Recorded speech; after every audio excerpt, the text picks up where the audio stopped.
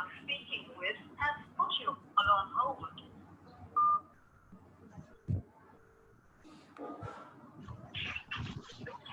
Payment कर दिया है सर, आपको मेल भी कर दिया है। Please please please.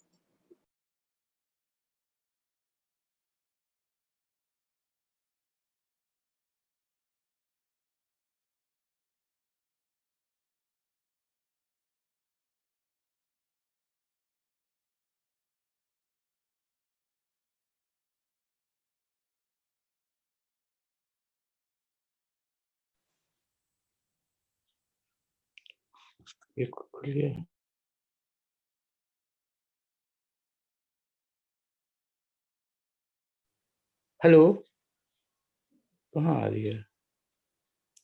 आवाज आ रही है सर? प्रणाम सर। हेलो सर आवाज आ रही है आपकी? अच्छा, good morning Paritosh. Good morning sir. Sir Garg sir नहीं जुड़े ना सर? हाँ, नहीं जुड़ रहे हैं, वो जुड़ रहे हैं, अभी हमको फोन किए थे। Okay good morning. Hello hello Shikhar, good morning sir. Good morning Gaur. हाँ, गुड मॉर्निंग टू इनाद। Good morning.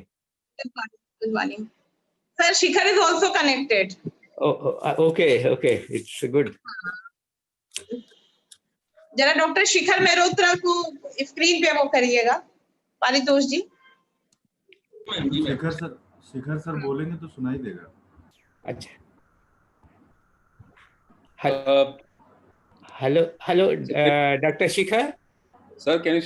हाँ और सर मैं शिखर बोल रहा हूँ, आप सुनाई दे रहे हैं मुझे? How are you? Since long back, I am listening your voice and face also. Shikhar, your video is off. Shikhar, your video is off. क्या? Now we can see you. Now you can. Yeah. Earlier your only photograph was coming, na? So you are doing very well. We are proud of you. Thank you. Nice to see you, sir. And even our students will be very much promoted of every batch by having such a great alumni. It's all because where we You were inspired Yeah. most of the students, and more than 100 students are Nova. Yeah. So, should I share my screen, I guess? Sure. Uh, Yes, it is okay. But Good morning, sir. Garg sir is also connected. Good morning, sir. Good morning. Good morning. Yeah. Good morning, sir. Good morning. Good morning to all of you. Rajiv speaking, sir. Good morning. हाँ हाँ बिल्कुल सुना हूँ। आपको मेरी आवाज आ रही है? Yes, it is coming, sir. हाँ। We will Yes, wait. Hello, sir, Shikhar. we will- बढ़िया सर, कैसे हैं सर आप? बस एकदम बढ़िया. It is nice to see you Nice to see you too. on silver jubilee of your degree. हाँ जी, yeah. I was just thinking about that. It was 1996. I still remember 8 August or something. We got our final degree. So exactly almost same time. Only a difference of 1 or 2 months. Yeah, oh, that's true. Well, sir, it is a silver jubilee of the pass out batches from where when the teaching started. It's true. Can you guys see the screen? Ma'am, तो ही ना ma'am, हाँ हाँ बताइए. Sir Modi sir भी जुड़ गए हैं, दिनेश राज Modi sir. लेकिन सर अच्छा, हाँ. कनेक्ट नहीं है. अगर उनका नंबर हो तो बात करनी पड़ेगी. वो अपना ऑडियो कनेक्ट कर लें सर. किनका? डॉक्टर मोदी का? जी हाँ मैम. अच्छा, मैं बात कर लूँ. ज्वाइन ऑडियो करना है मैम बस. अच्छा, ज्वाइन हो गया, उनको ऑडियो नहीं कनेक्ट हो रहा है. हाँ, ऑडियो नहीं कनेक्ट हो रहा है. वो होस्ट बना दिया. कॉल वाया डिवाइस ऑडियो करेंगे ना? जी ma'am. Okay okay. Is my screen there? Can you see my screen, Tuhina? yeah, it is clear. Yeah, Okay. we can. Okay, that's good. Thanks. Your face is very much shining right from the beginning. Sir 12 बज रहा था, नींद आने वाली है अपने को अभी. हाँ यार, वो तो बल्कि मैं तुहिना को कहना चाह रहा हूँ कि पहले तुम्हारा लेक्चर करवा दे तो ज्यादा अच्छा होगा.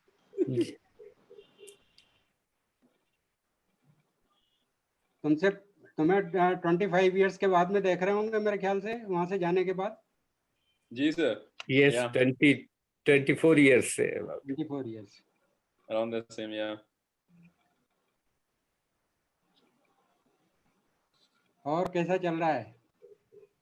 चल रहा है सर, आजकल तो सब ऐसे ही थमा पड़ा हुआ है, धीमे धीमे सब जगह की तरह से. बढ़िया है कि in the last few months actually, lab में तो इतना कोई research नहीं हो रहा है, but we have been trying to develop some antibody testing and all that for back to business stuff that the university is promoting to get everybody tested for antibody and all that. So वही सब चल रहा है, उसी के लिए सब लोग कोविड रिसर्च कर रहे हैं आजकल. वो बिटिया वहां पे है, बड़ी वाली निष्ठा. Okay, nice. वो डलास में है, तो पूछ रही थी, मैंने तुम्हारा नंबर उसको दिया है. Okay, great. वो कांटेक्ट करेगी. श्योर. हाँ, डलास में है, टेक्सास में.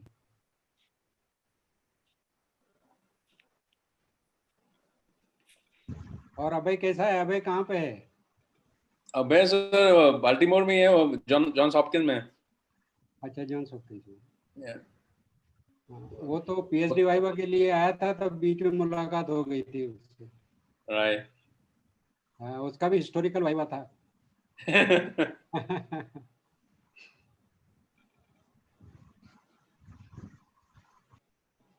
और सब फैमिली साइज क्या है? बढ़िया सर, बस 2 लड़के हैं. अच्छा. एक जो है 17 साल का है, एक 9 साल का है. Great. Stay on the line. आप जिस व्यक्ति से बात कर रहे हैं उसने आपकी कॉल को होल्ड पर रखा है. कृपया लाइन पर बने रहें. The person you are speaking with has put your call on hold. Please stay on the line. आप जिस व्यक्ति से बात कर रहे हैं उसने आपकी कॉल को. आपने अपनी ऑडियो जो है वो डायरेक्टली सर फोन पे कर दी है सर. सर आपने अपनी ऑडियो फोन पे कर दी है. आप सर अपनी ऑडियो उस पे डिवाइस पे करिए सर. रहे हैं उसने आपकी कॉल को होल्ड पर रखा है. कृपया लाइन पर बने रहें. The person you are speaking with has put your call on hold. Please stay on the line. आप जिस व्यक्ति से बात कर रहे हैं उसने आपकी कॉल को होल्ड पर रखा है. कृपया लाइन पर बने रहें. The person you are speaking with has put your call on hold. Please stay on the line. मेरे को आवाज नहीं आ रहा, आप- क्लियर नहीं हो रही है। Am I audible? Modi sir ने जो डिवाइस कनेक्ट करनी थी वो ऑडियो वो वाया फोन कर दिया है, इसलिए उनके कॉल का आ रहा है ये बैकग्राउंड। अच्छा, तो एन ऑडियो विद डिवाइस करना था, सर ने वाया फोन कर दिया है। कॉल हाँ, ऑडियो फोन विद कर डिवाइस, दिया है। हाँ मैंने उनको कॉल ऑडियो विद डिवाइस ही बोला था, पता नहीं हाँ, आई थिंक उनको आवाज भी नहीं जा रही होगी ना। वो मैम ऑडियो विद फोन कर दिया उन्होंने, वो फोन जब कॉल करेंगे तभी आवाज आएगी। हाँ, आप मैम उनको दोबारा कॉल करें, उनका आइकन भी बन के आ रहा है फोन कॉल वाला, ऑडियो वाला नहीं आ रहा है। अच्छा, तो उनको बोल दे कि ऑडियो विद डिवाइस करें। मैम एक बार जी, कह जी। दें, ये करना मुश्किल होगा, एक बार कह दीजिए कि आप डिस्कनेक्ट हो वो जाए, लीव होके फिर दोबारा से जुड़ कनेक्ट जाए। हो जाए। पहले लीव हो जाए, फिर दोबारा कनेक्ट करके डिवाइस ऑडियो पे आ जाए, हाँ ठीक है, वो ज्यादा ओके अच्छा रहेगा। Okay okay. Please stay on the line. आप जिस व्यक्ति से बात कर रहे हैं उसने आपकी कॉल को होल्ड पर रखा है, कृपया लाइन पर बने रहें। The person you are speaking with has put your call on hold. Please stay on the line. आप जिस व्यक्ति से बात कर रहे हैं उसने आपकी कॉल को होल्ड पर रखा है, कृपया लाइन पर बने रहें। The person you are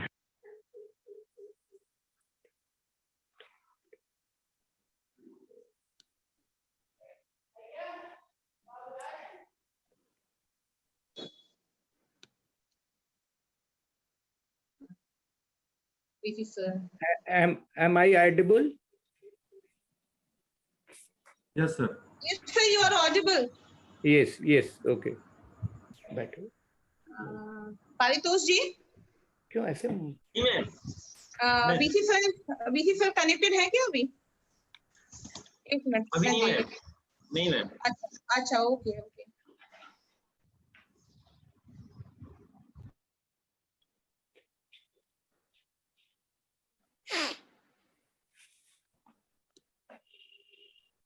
Modi sir, आपको बड़े दिनों बाद देखा,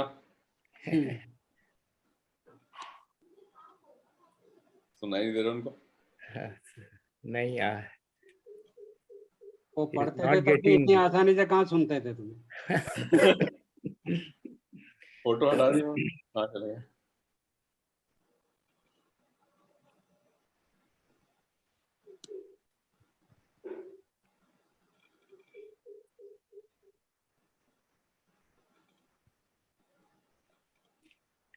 और गौड़ साहब क्या हाल चाल है?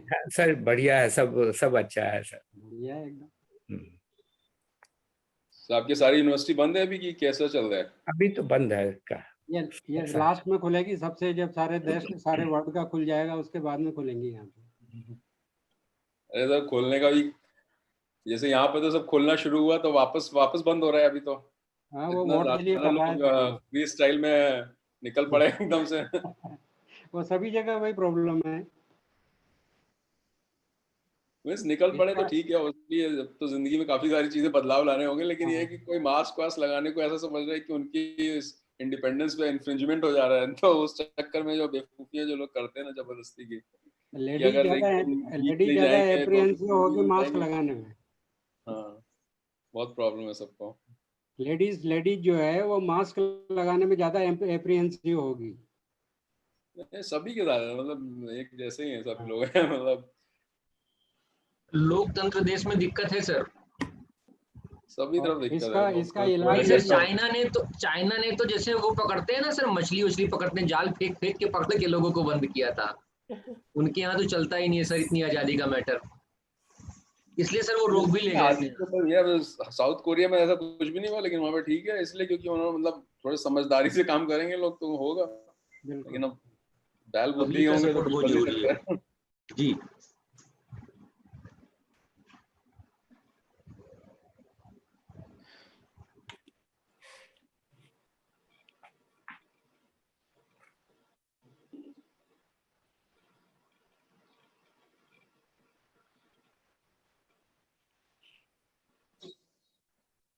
अभी फैन चला दो फिर बंद कर दो।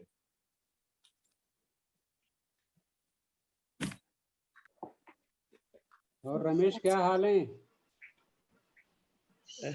सर ठीक है सर। सर प्रणाम सर। रमेश सर प्रणाम सर। प्रणाम, क्या हाल है? सर एकदम ठीक ठाक है सर। कैसे हैं आप? हमारी टीम बहुत अच्छा काम कर रही है। Sir thank you sir.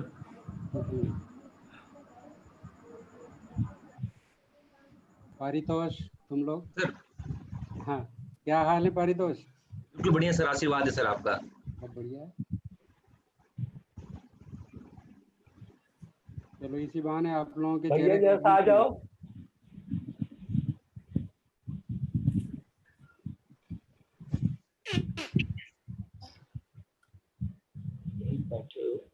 दिखोगे नहीं, दिखोगे नहीं।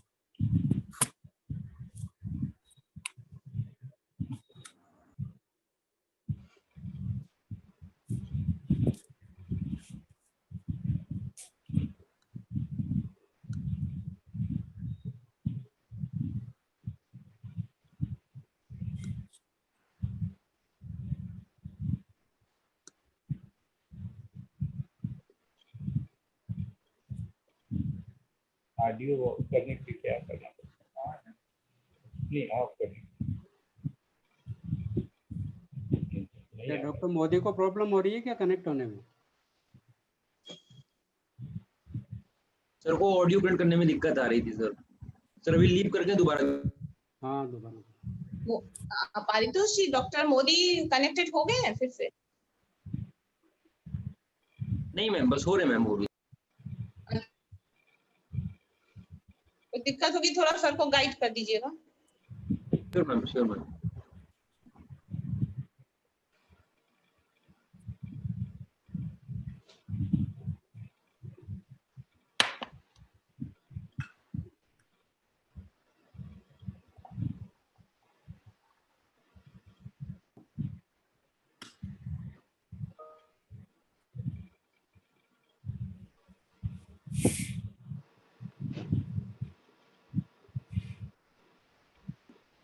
Gina, should we get started or we're waiting on somebody?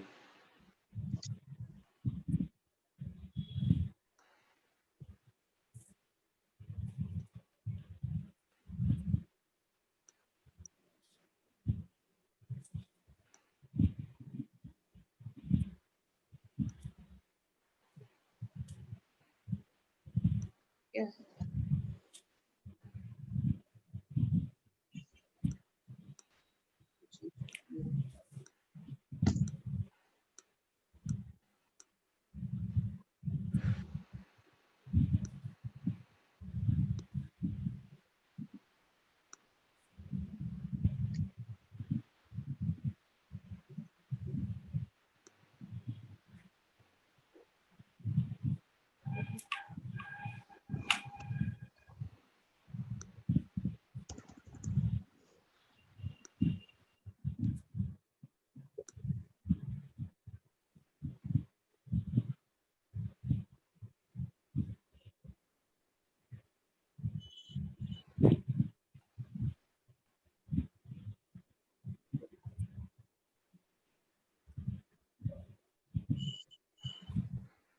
Trina, are you getting my hello? Trina?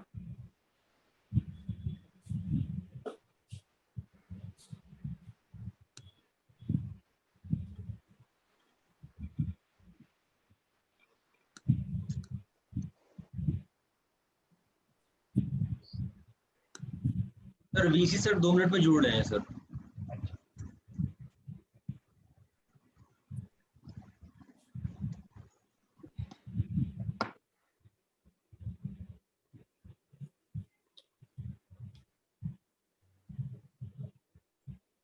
कुछ लोग हैंड्स रेज कर रहे हैं, कुछ एक बार किसी चेक करवा लीजिए किसी से।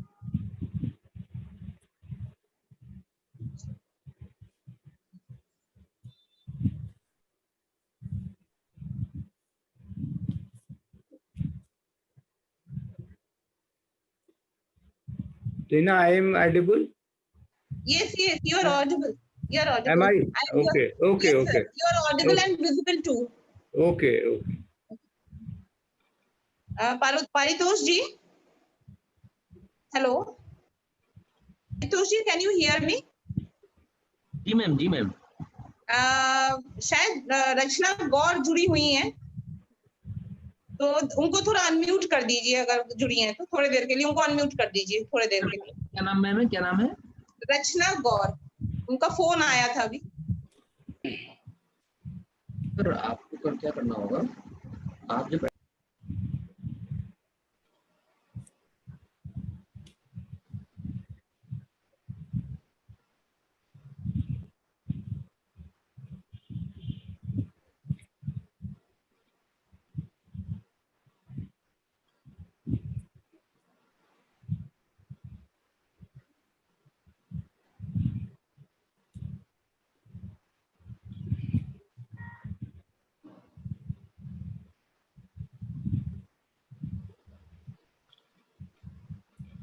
भैया डॉक्टर रचना गौर दिख रही है क्या? मैम दिख तो नहीं रही है रचना नाम से। अच्छा, maybe she might.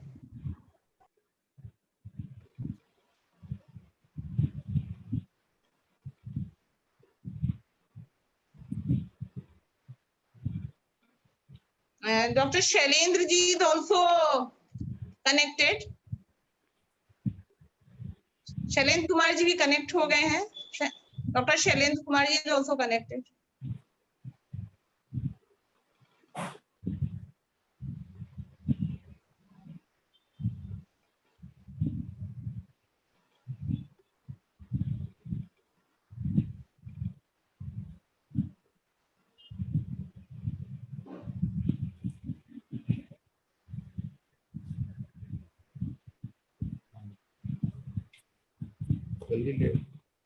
Shikhar, I am really sorry, it is little bit late in starting. Vicky sir will be connected in just 2-3 minutes. That's We are okay, waiting for him. That's fine. So जो लोग इस बार जिनको degree मिलनी थी, पास होना था, उनका सब एग्जाम वगैरह कैसे होगा? वहाँ पे भी सब ऑनलाइन वगैरह हो रहा है, कैसे हो रहा है? नहीं, मेरे ख्याल से गवर्नमेंट ये डिसीजन लेने जा रही है कि जो फाइनल में है लास्ट सेमेस्टर में, उनका previous semester plus pre final जो मिड टर्म टेस्ट वगैरह होते हैं, उसके बेसिस पे रिजल्ट डिक्लेयर कर दे। आईआईटी ने डिक्लेयर कर दिया है। उसी बेसिस के ऊपर रिजल्ट डिक्लेयर हो गए। और अब 10th 12th के लिए भी ऑर्डर्स आ गए हैं कि उनका भी इसी पैटर्न के ऊपर रिजल्ट्स डिक्लेयर किए जाएं। पारितोष जी बताएं मैम जी। डॉक्टर मनोज सिंह जी जुड़े होंगे, उनको शैलेंद्र कुमार जी को और मणिकांत त्रिपाठी जी को थोड़ी देर के लिए अनम्यूट कर दीजिए, फिर स्टार्ट होगा तब देख लीजिएगा। मैम कुलपति जी आ गए हैं। वीसी सर आ चुके हैं। वीसी सर आ गए हैं। अच्छा okay. Hello hello, good morning sir. Good morning, very good morning to honourable VC sir. Good morning. Good morning, sir. Good morning. Good morning, sir. Very good morning, sir. Good morning. So I think, sir, many of the participants are connected. Almost 204 participants are connected. So I should. It's a good enough number, and many will be in the process of being connected. So we should start, sir. Yeah, definitely. Okay. Good morning. Okay. Good morning, Rajiv. Good morning, sir. Good morning, Daksh साहब। जी sir, नमस्कार। Good to see you. So I think now we should start. A very good morning to our Honorable Vice Chancellor of this university and Chairman of this international webinar, Professor Manoj Dixit sir. Honorable Chief Guest of this webinar, Professor S.K. Garg sir. Head Department of Microbiology, Professor Rajiv Gaur sir. Today's guest speaker, Dr. Shikhar Mehrotra, Associate Professor. Although he is promoted to professor, now it's a good news that he is promoted to professor, but it will be effective from January 2021. He is serving in Department of Surgery, Dermatology, Microbiology, and Immunology. He is also co-leader in Cancer Immune Program, Hollings Cancer Center, and Associate Scientific Director at Center for Cellular Therapy, Medical University of South Carolina, United States. Dr. D.R. Modi from Biotechnology Department, Babasaheb Bhimrao Ambedkar University, Lucknow, and many other senior scientists, professors, galaxy of distinguished academicians, students, and media persons. I welcome you all in this international webinar on understanding immunity against SARS-CoV-2. SARS-CoV-2, I would like to mention it's a severe acute respiratory syndrome coronavirus 2. It is also known as the novel COVID-19 virus. So let's start this event by offering our prayers to Ma Saraswati. I would request Paritosh ji to please play the Saraswati Vandana.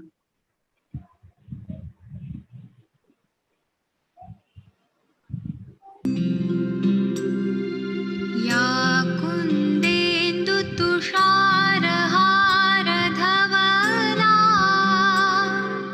या शुभ्रवस्त्रावृता या वीणावरदण्डमण्डितकरा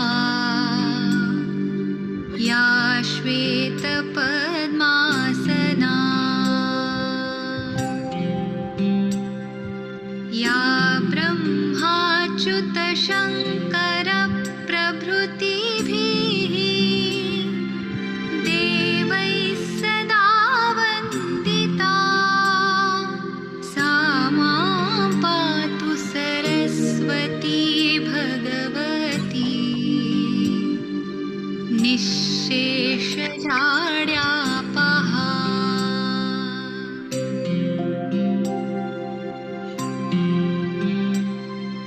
शुक्लां ब्रह्म विचारसार परमा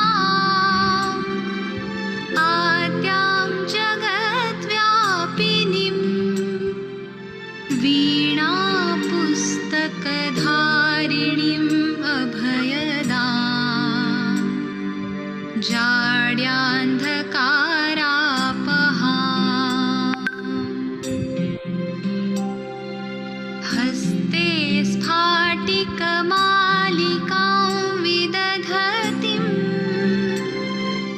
पद्मासने संस्थितां वन्दे तां परमेश्वरीं भगवतीं बुद्धिप्रदां शारदाम्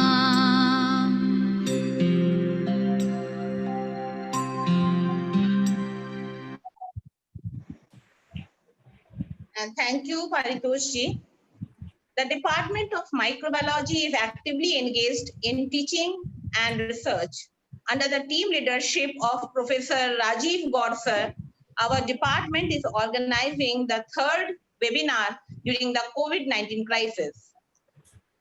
Professor Gaur is very supportive and encouraging.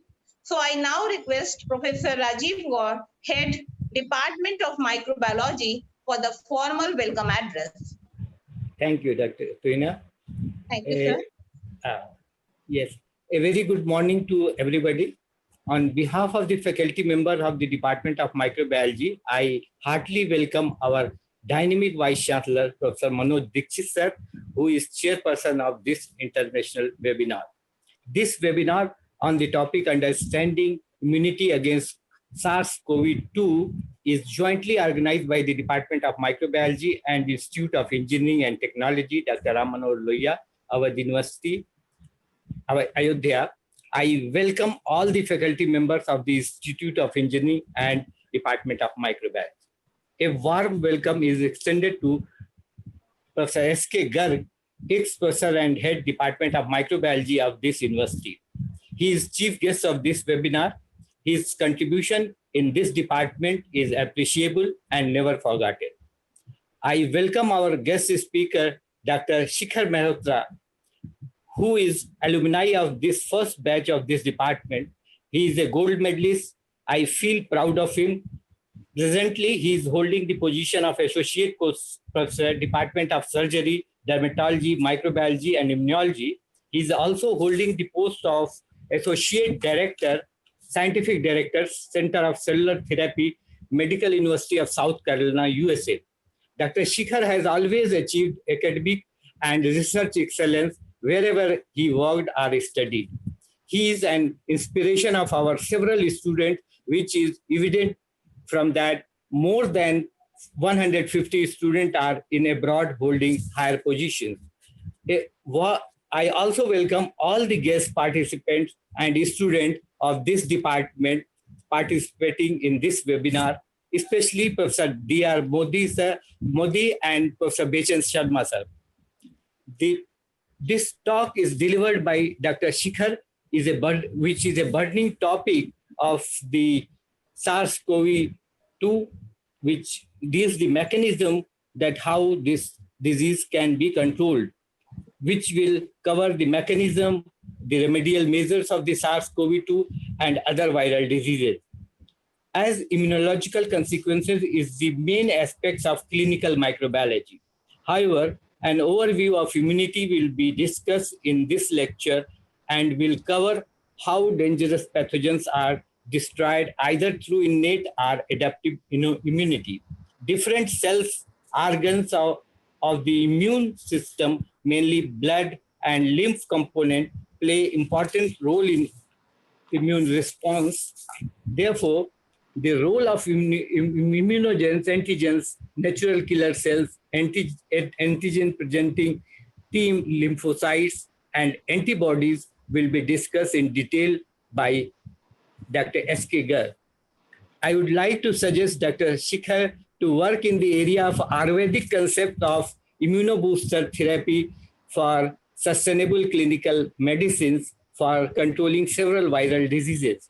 There are a number of herbal plants which have strong ability of disease control by improving our immune system. I hope this talk will open some new facts of SARS-CoV-2 as well as COVID-19 for their control measures. The role of possible mutants and their response on immune response and virulence of pathogens may be known through this talk. Now, I request Professor Tuhina to invite Honorable Vice Chancellor, sir, to bless the occasion. Thank you, sir, so much. Sir, if you permit, then should we go for the Kulgi before that? Sure, because it is the holy tradition of our university. Yes, yeah. yes. Yeah. So next to that, it's our holy tradition to begin any program with the recital of University Kulgi. So I now request Engineer Paritosh ji to please play the Kulgi.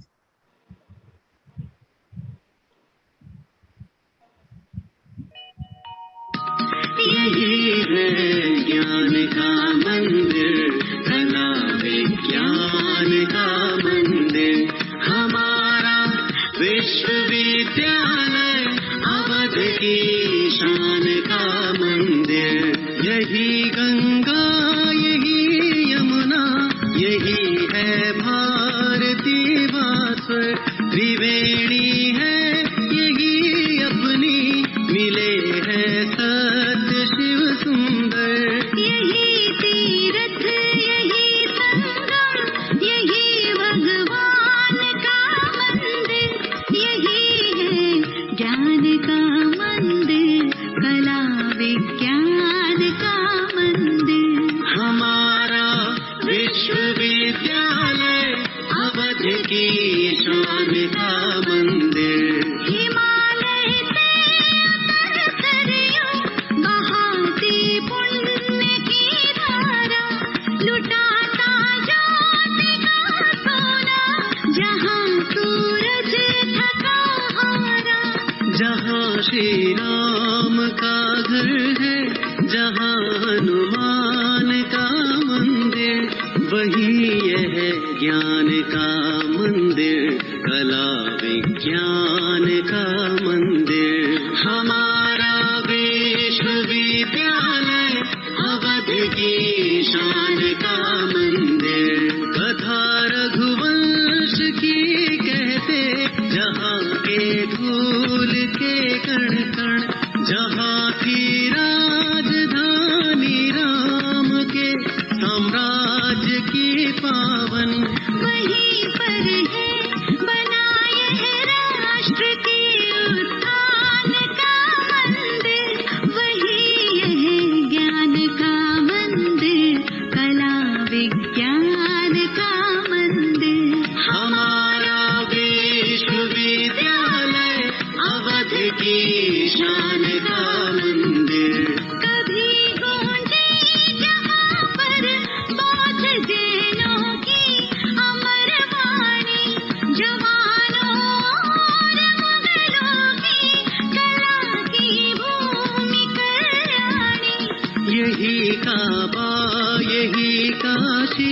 यही इंसान का मंदिर, यही है ज्ञान का मंदिर, कला विज्ञान का मंदिर। हमारा विश्वविद्यालय अवध की शान का मंदिर।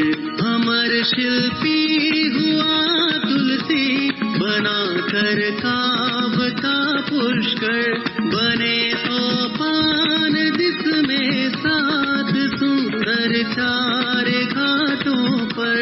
जहाँ निर्मित हुआ वह राम के आख्यान का मंदिर, वही है ज्ञान का मंदिर, कला विज्ञान का मंदिर। हमारा विश्वविद्यालय अवध की शान का मंदिर। यही है सत्य का मंदिर, यही है न्याय का मंदिर, यही तप त्याग का मंदिर, यही स्वाध्याय का मंदिर। शिखर यह शंभु के कैलाश का कल्याण का मंदिर, यही है ज्ञान का मंदिर, कला विज्ञान का मंदिर। हमारा विश्वविद्यालय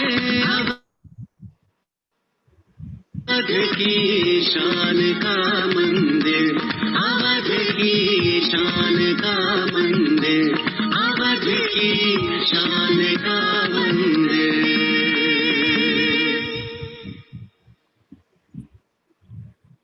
So now very briefly, I would like to mention that our body immune system is of great importance to keep us healthy and alive, as it protects our body from infectious agents like bacteria, viruses, fungi, and many diseases.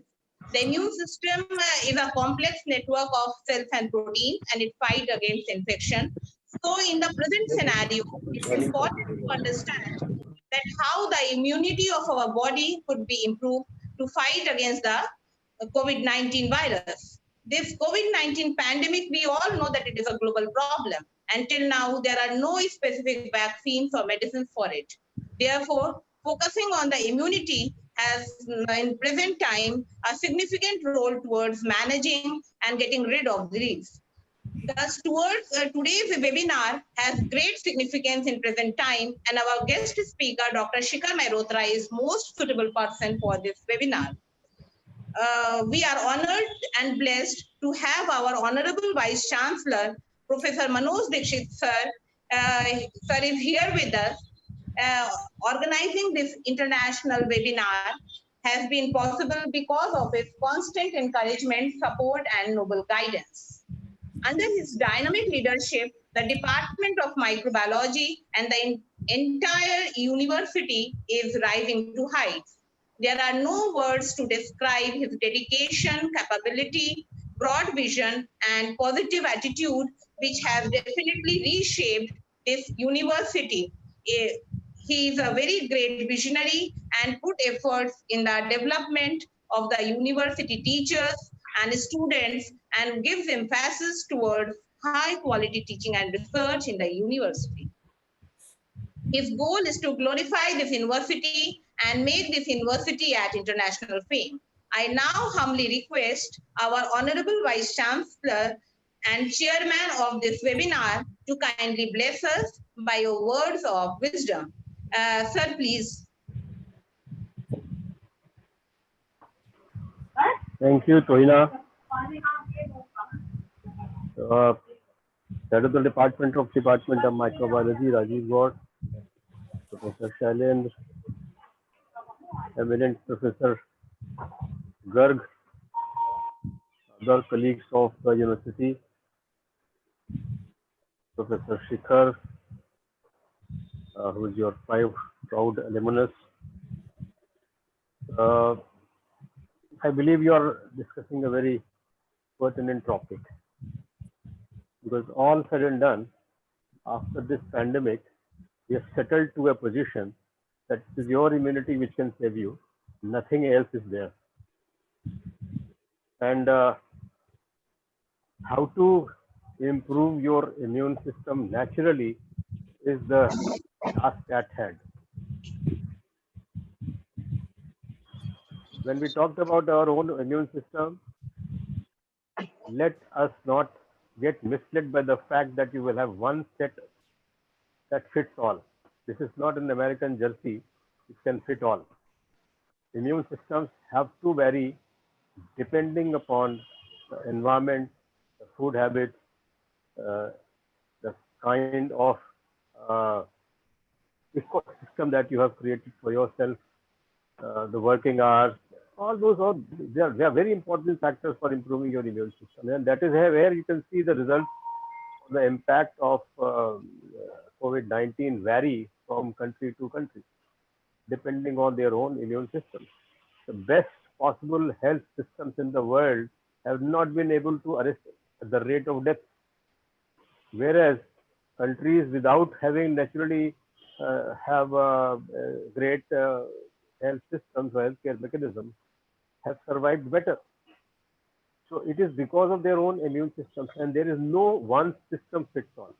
I can repeat that there is no one set of logic that can suit everybody. I always suggest to please do read a book called What Medical Practitioners Are Not Taught in a Medical School, written by a very eminent doctor, Professor Hegde. And he talks about it, that we have tried unnecessarily to provide one set of guidelines for everybody. He goes on to say that even the body temperatures vary. How can you say that this particular temperature is a healthy temperature for everybody? It is not. So these kind of minor things need to be understood by our modern day scientists. Say, for example, what is the role of your thought process? What you call as positive thoughts and what you call as negative thoughts, do they have anything to do with your health? The working hours, enough sleep, moderate exercises, what kind of vegetables do you eat? These are all, they are going to affect your health and your own immunity system. I was listening to a very eminent doctor who was the vice chancellor of a medical university, and he described beautifully as to why it happened in China and what prevents it from spreading to that level in any other country like India. It is because of your food habits. Traditional food habits have saved you. Because the use of spices and the use of herbs that you and the roots that you use every day in your food has given you enough immunity to survive. And you can see the results. The forest, we thought initially that if COVID spreads to villages, what will happen? But it is affecting the mega cities.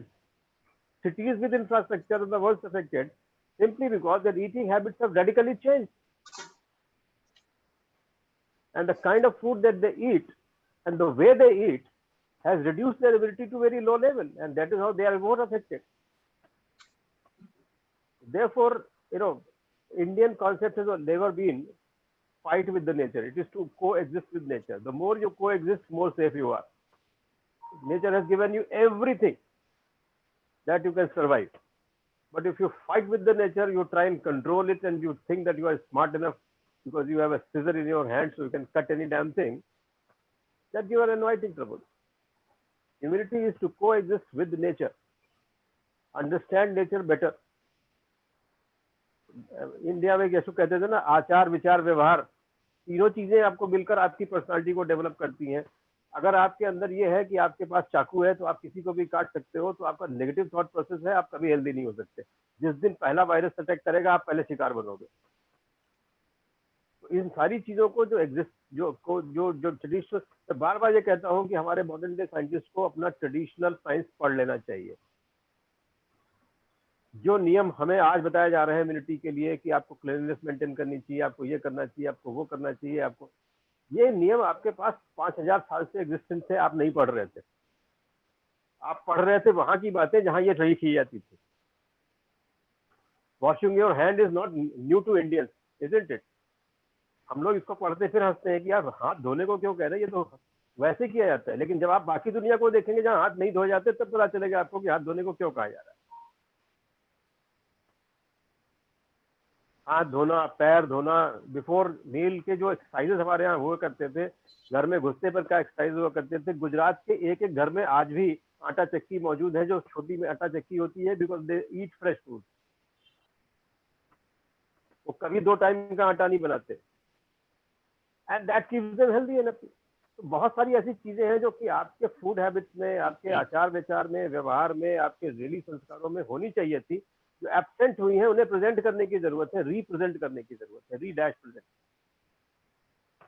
And I hope modern science and your own traditional science, I would say, which was very advanced at some point of time, should be blended together to give you one lifestyle which is very much your own, and it is not hiding with nature, and it keeps you happy and healthy both. So my best wishes for the happy ending of this conference, and I hope your recommendations and suggestions, whichever shape they take, are communicated to us also, or propagating it everywhere else, that this is what our university people and our university think tank has been able to create. My best wishes, and enjoy your conference. Thank you so much, sir, for all your blessings and guidance. Your words are always a source of inspiration to us. Vice Chancellor sir has enlightened us about the importance of our immune system and how we can make it strong. There are many factors like our total working hour, to be happy in life, our work schedule, food habits, good habits, and many other factors, which is overall, if followed properly, will definitely make our immune system strong, so we can manage our life ahead with COVID-19. Vice Chancellor sir has to join an important meeting, but even though sir has managed his valuable time to chair the webinar and bless us with his encouraging words. So thank you once again for your precious words. Thank you so much, sir. Moreover, I would like to mention that Dr. Shikhar Mehrotra is the alumni of this university, and he belongs to first batch of MSc Microbiology, passed out in 1996, and I am happy to mention that we were classmates also. So, and I could see some of my classmates here, Dr. Rachna Gaur, Dr. Manoj Singh, Dr. T. Srinath. I could see them here, Dr. Shuchi Srivastav. They have also joined this webinar. Myself and 3 more alumni of this department, Dr. Shailendra Kumar, Dr. Manikant Tripathi, Dr. Vinayak Ram Tripathi, they are also part of this department as faculty. Since 1996, we have successfully completed 25 years of teaching and research in microbiology. On this occasion, we are organizing this webinar as a part of our Silver Jubilee celebration. Dr. Shikhar Mehrotra is a great researcher and academician. He has received a doctoral degree in 2001 from SGPGI Lucknow, and thereafter he completed his postdoc from United States in 2006 and joined as faculty in Medical University of South Carolina, and now he will be serving there as professor in United States. He has been awarded several research projects from National Institute of Health and other scientific bodies, and currently he is having 6 ongoing research projects. Dr. Mehrotra is recipient of several prestigious medals and awards. He has to his credit 5 US patents, authored few books, and has published 75 research papers of high impact and guided several PhD and postdoc students. It is an honor to have him among us. Our microbiology department feels proud of Dr. Shikhar Mehrotra for his great achievement and contribution in the field of microbiology. He is a constant source of inspiration and motivation for our students. Today, Dr. Mehrotra is going to speak on immunological and diagnostic aspects of COVID-19, and he will also highlight some updates of COVID-19 antibody testing. I am glad to inform that almost there were more than 1,000 registrations, and at present there are 250 participants who are already connected through Zoom, and many others, they are connected through live through Facebook and YouTube. This reflects the relevance of this webinar in the present scenario. So it's a very nice that the information will be useful for all of us. We are extremely delighted and honored to have among us our honorable chairperson, Professor S.K. Garg sir, retired head of the microbiology department of this university. Sir is also my mentor, teacher, and founder of microbiology department, and we are really proud of you, sir. He has been the first head of our department and has served the department as head for a very long time. Under his guidance, the department started developing and produced many scientists, academicians, teachers, officers, and they are recognized worldwide. So with all these things, I would like to appreciate that Garg sir was also a very hard worker in our department. He's a very good teacher and has wonderful leadership quality. He's the backbone of this department. Professor Garg is a great researcher and academician and a member of the internal scientific committee of our microbiology department. He has wide spectrum of awards and recognitions to his credit. Garg sir is well-renowned person among the microbiologists and needs no introduction, I think, because he is a man of international fame in microbiology. So without wasting any time, I would like to invite Professor S.K. Garg sir to bless us with his thoughts. Professor Garg sir, over to you, sir. Thank you, Tuina. Thank you for so nice words. Thank you so Thank much, you sir. very Welcome, much. sir. Honorable Vice Chancellor and Chairperson of this webinar, Professor Manoj Dixit sir, Professor D.R. Modi, a great colleague of mine. Actually, the credit of microbiology department at Awadh University goes to Dr. Modi. He was very much instrumental in the development of the department.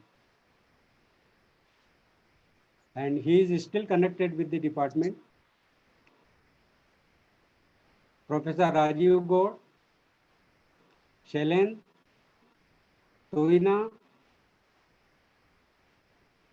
although Shikhar is going to be designated as Professor, as Tuina told, from January to 21, but I am proud to say that 3 of my students have become professor. They are the first students to become professor, and this is a great achievement personally for me. So congratulations, Tuina, Shailendra, and Shikhar. Thank you, sir. Shikhar is having several feathers to his cap, and we feel proud of him. मुझे याद आता है जब admission entrance के result निकले थे तो शिखर मेहरोत्रा और अभय Tripathi, they were the toppers of that entrance examination. They were the toppers in biochemistry also. ये दोनों मेरे पास आए और मुझसे पूछा कि सर हम डायलेमा में हैं, दोनों में फर्स्ट सेकंड मेरिट हमारी है, कौन से डिपार्टमेंट को हमें ज्वाइन करना चाहिए। मैंने अपने एथिक्स को हमेशा टॉप पे रखा है। मैंने इनसे कहा कि कोई भी डिपार्टमेंट या कोई भी सब्जेक्ट सुपीरियर या इंफीरियर नहीं होता, चाहे वो किसी भी फैकल्टी का हो। और मेरी पर्सनल फीलिंग थी और वो मैंने अपने स्टूडेंटशिप में भी फॉलो की। पंतनगर में मेरा भी एडमिशन बायोकेमिस्ट्री और माइक्रोबायोलॉजी में दोनों में हुआ था। लेकिन मैं पढ़ना चाहता था बायोकेमिस्ट्री और डिग्री चाहता था माइक्रोबायोलॉजी में। मैंने पूछा ये कैसे संभव होगा, तो मुझे बताया गया कि आप मेजर माइक्रोबायोलॉजी लीजिए और माइनर बायोकेमिस्ट्री करिए, आपके दोनों इच्छाएं पूर्ण हो जाएंगी। वही मैंने किया। तो मैंने इन लोगों को बताया, क्योंकि मुझे कोई संकोच नहीं है ये कहने में कि बायोकेमिस्ट्री लाइफ साइंसेस की बैकबोन है। अगर आपकी साउंड नॉलेज बायोकेमिस्ट्री की नहीं है तो कोई भी लाइफ साइंस का सब्जेक्ट आप समझ नहीं सकते हैं अच्छी तरह से। तो मैंने इन लोगों से यही कहा कि आप लोग, ऐसा है, मैं तो आपको बता नहीं पाऊंगा कौन सा सब्जेक्ट ज़्यादा अच्छा है, कौन सा आपको ज्वाइन करना चाहिए। आप लोग ऐसा करो, एक सिक्का उछालो और डिसाइड करो। I don't know what they did, but they join microbiology, and I suppose both of them were in the final examinations also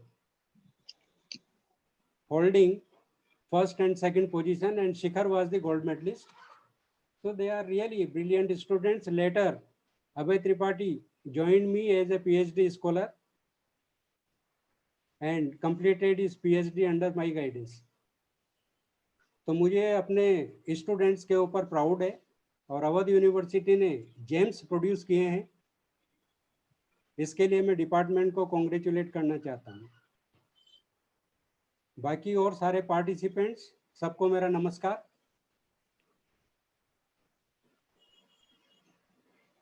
I must congratulate the organizing committee for very carefully choosing the topic. It could have been simply the immunology of SARS-CoV-2, but you have added very important word before immunology, that is understanding. Because understanding of COVID-2 in every sense is in infancy. Lot of variations, lot of doubts, lot of confusions, lot of queries you will see from the literature regarding COVID-2. So it is still in infancy regarding immunology also. So we are in the understanding phase. So it is very carefully chosen, and for which congratulations. Since our stakeholders of this webinar, most of the stakeholders are our students. And what I have realized throughout my career, that with time's passing, the teachers are forgetting teaching basics of the subject. I think Professor Modi will agree with me. He is also like me.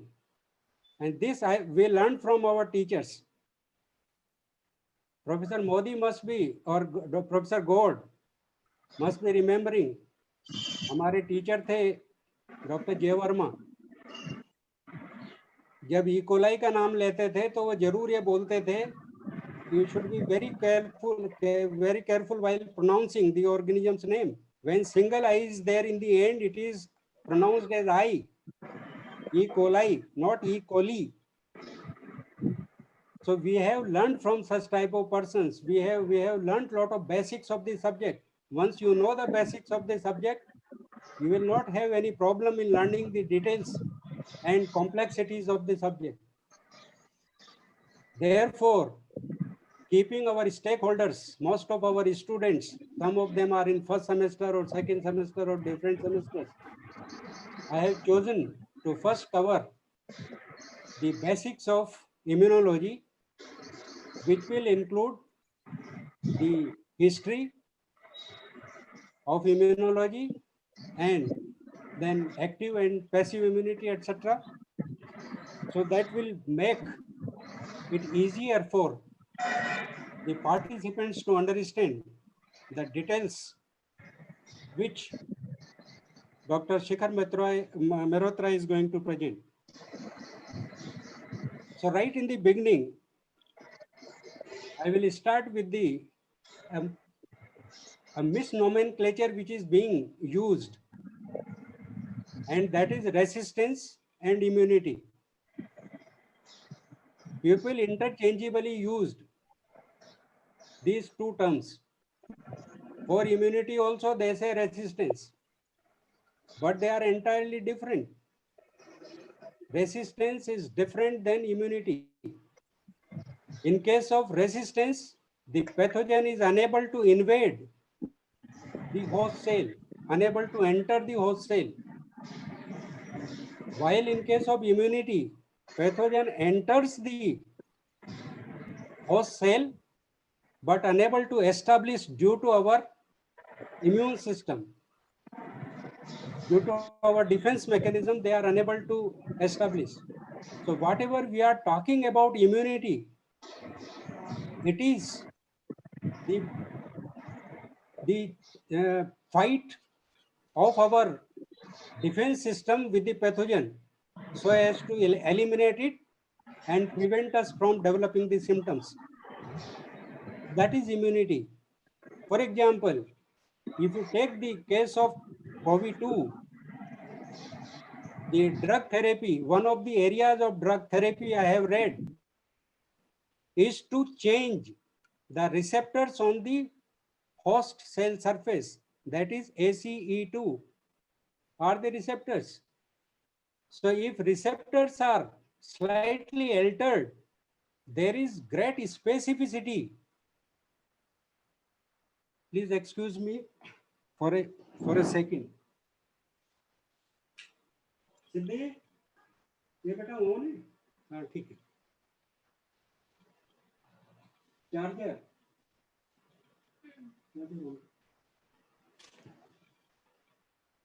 sorry for interruption. So there is a great specificity between the surface of the virus, which is called as adsorption site, and the surface of the host cell called as receptor site. In case of COVID-2, the adsorption site is spike proteins, and in the host, the receptor is ACE2. So if ACE2 is changed, there will be no specificity between the adsorption and receptor site, or it will be reduced.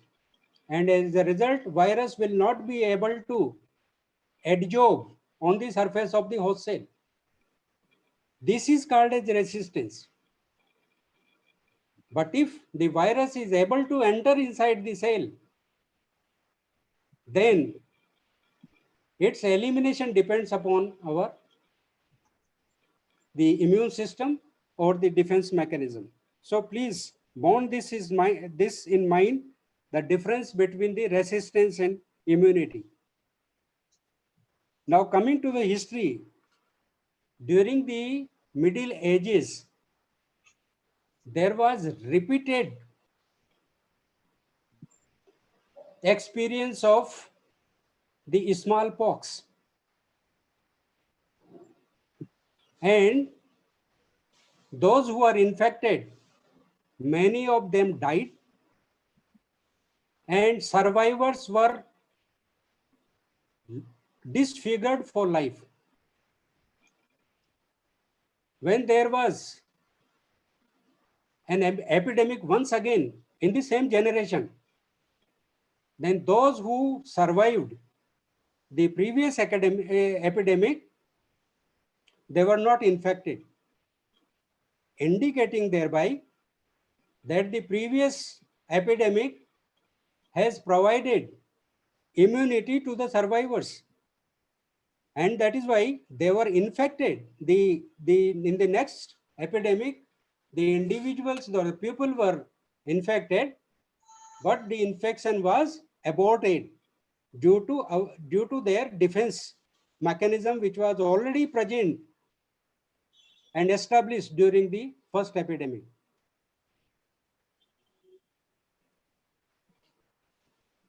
Then there was, during the 16th century, there was an epidemic in Asia also, and that of smallpox. During that time, what they did, how they developed the immunity against smallpox. They had taken the material or the fluid from those who suffered from smallpox, from the pustules of, pustules होते हैं फफोले, उसके ऊपर in small pox में, measles में skin के ऊपर फफोले पड़ जाते हैं, chicken pox, small pox, measles, herpes.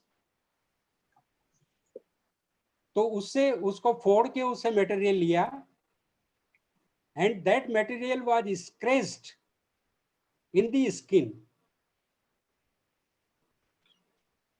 और जिन पे वो स्क्रैच किया गया, they survived. It was found at that time that the mortality in such type of cases, this process was called as variolation. The term variolation was used for scratching the infectious material from the pustules of the infected persons to the healthy persons, on the skin of healthy persons. This process was named as variolation. And because of that, those who are variolated, they all survived. Then there was Lady Montagu in 1721, who actually worked a lot on this particular aspect, but this method was not widely used. But at the same time, in the rural England, there was a belief that if the material from, infectious material from the cows who were suffering from cowpox virus were, if injected into healthy individuals, then they were protected from smallpox. Although material was taken from the cowpox,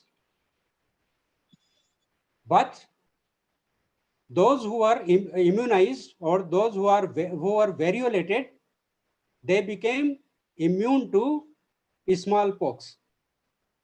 That means smallpox virus, the cowpox virus is the avirulent form of the smallpox, and thus that serves as an antigen, that served as a vaccine.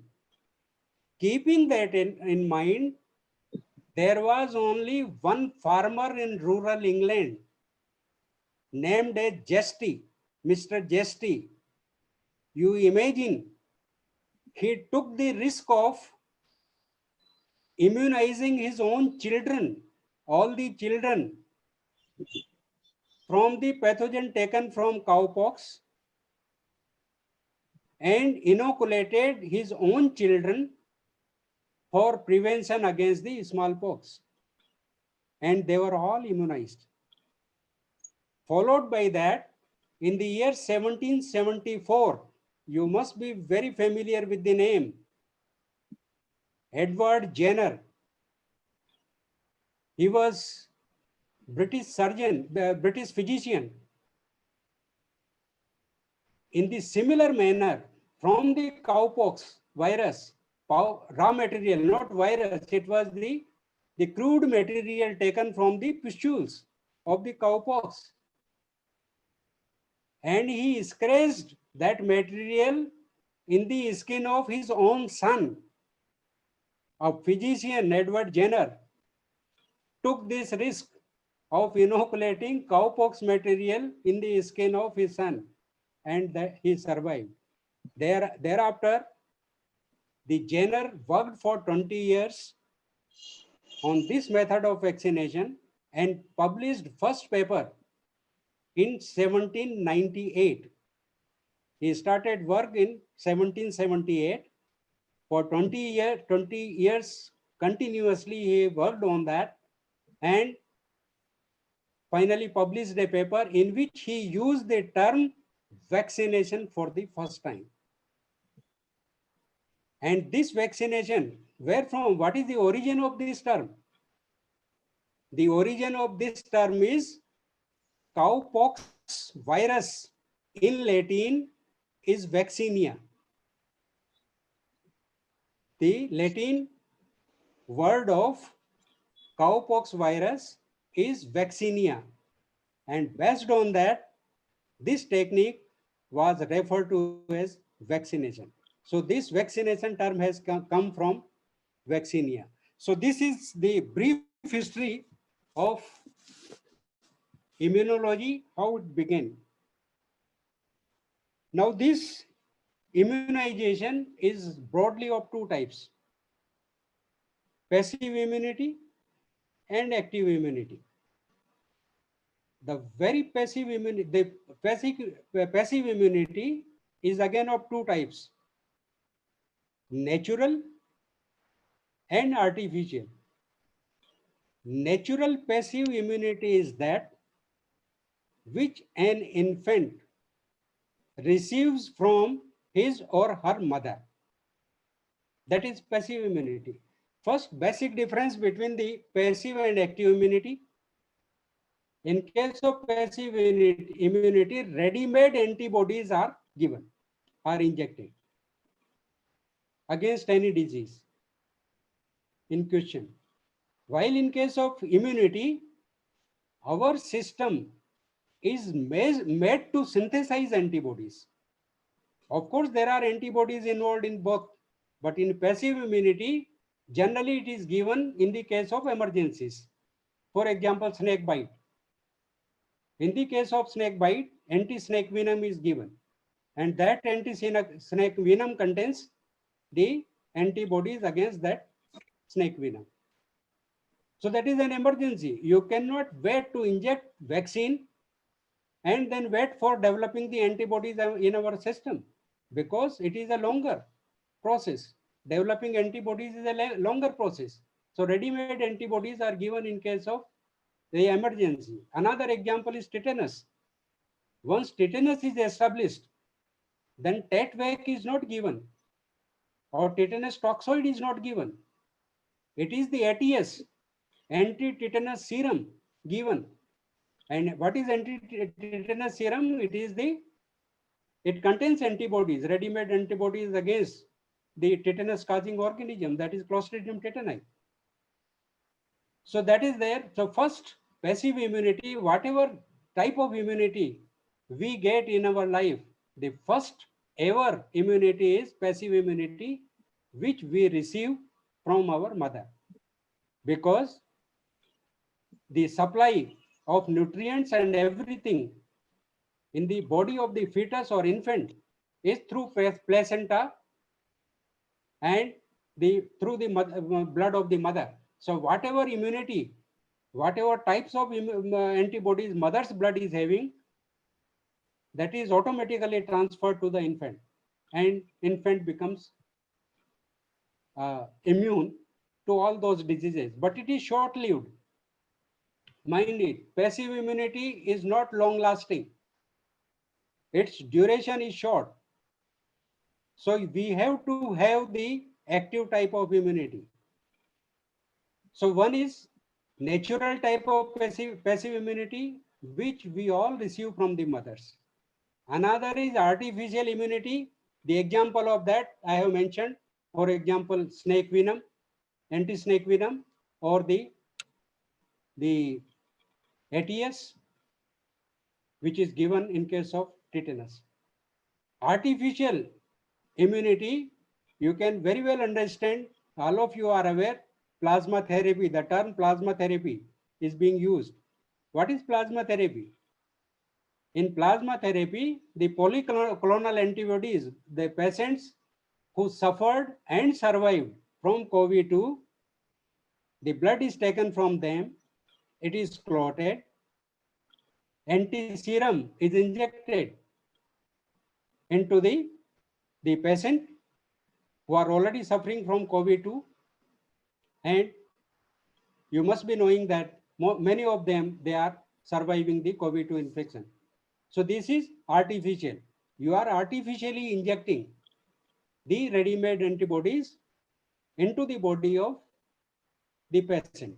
So this is regarding passive immunity. Passive immunity is immediate. It responds immediately, but it is short-lived. It is for emergency. For some time only, it works.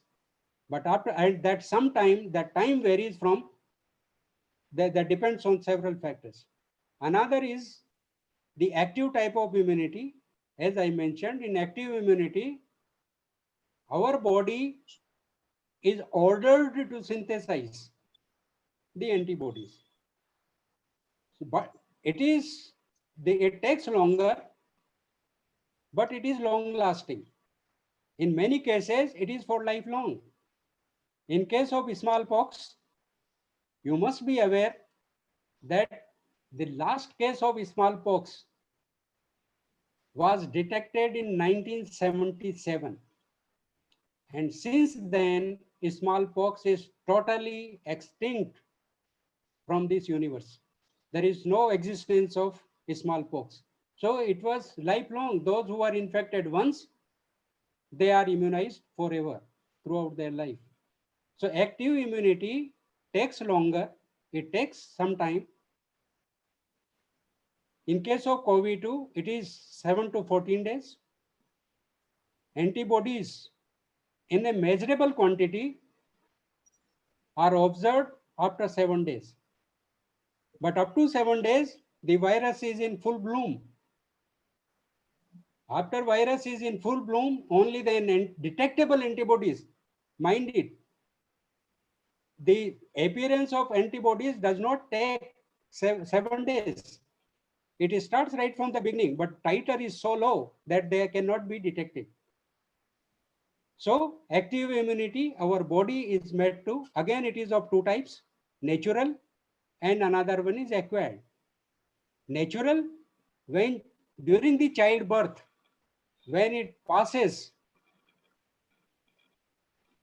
through the mother's womb outside, its natural immunity starts there itself.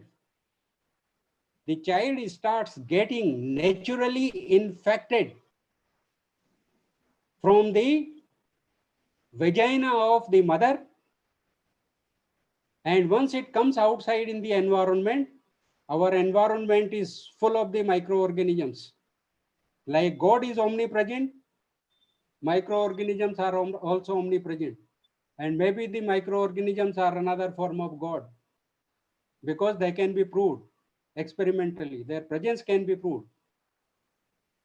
So natural infection occurs, and that is missing in today's generation, because we provide so much care to our newborns that they are not exposed to environment for the natural infection. And that is disastrous. We must allow the newborns to come in contact with the environment under controlled conditions so that they acquire the natural infection, they will get the mild symptoms, will be recovered, and their body will be immunized for all those organisms which are present in the environment. So this is natural active immunity. Then again, acquired active immunity, for examples, vaccines are being prepared for COVID-2. When they will be injected, they will provide the acquired or artificial active immunity to our system. It is long lasting. So when natural acquired immunity, what happens? Suppose we are not immunized against COVID-2 and we are coming in contact with the pathogen, with the virus from the environment or from the persons who are already infected.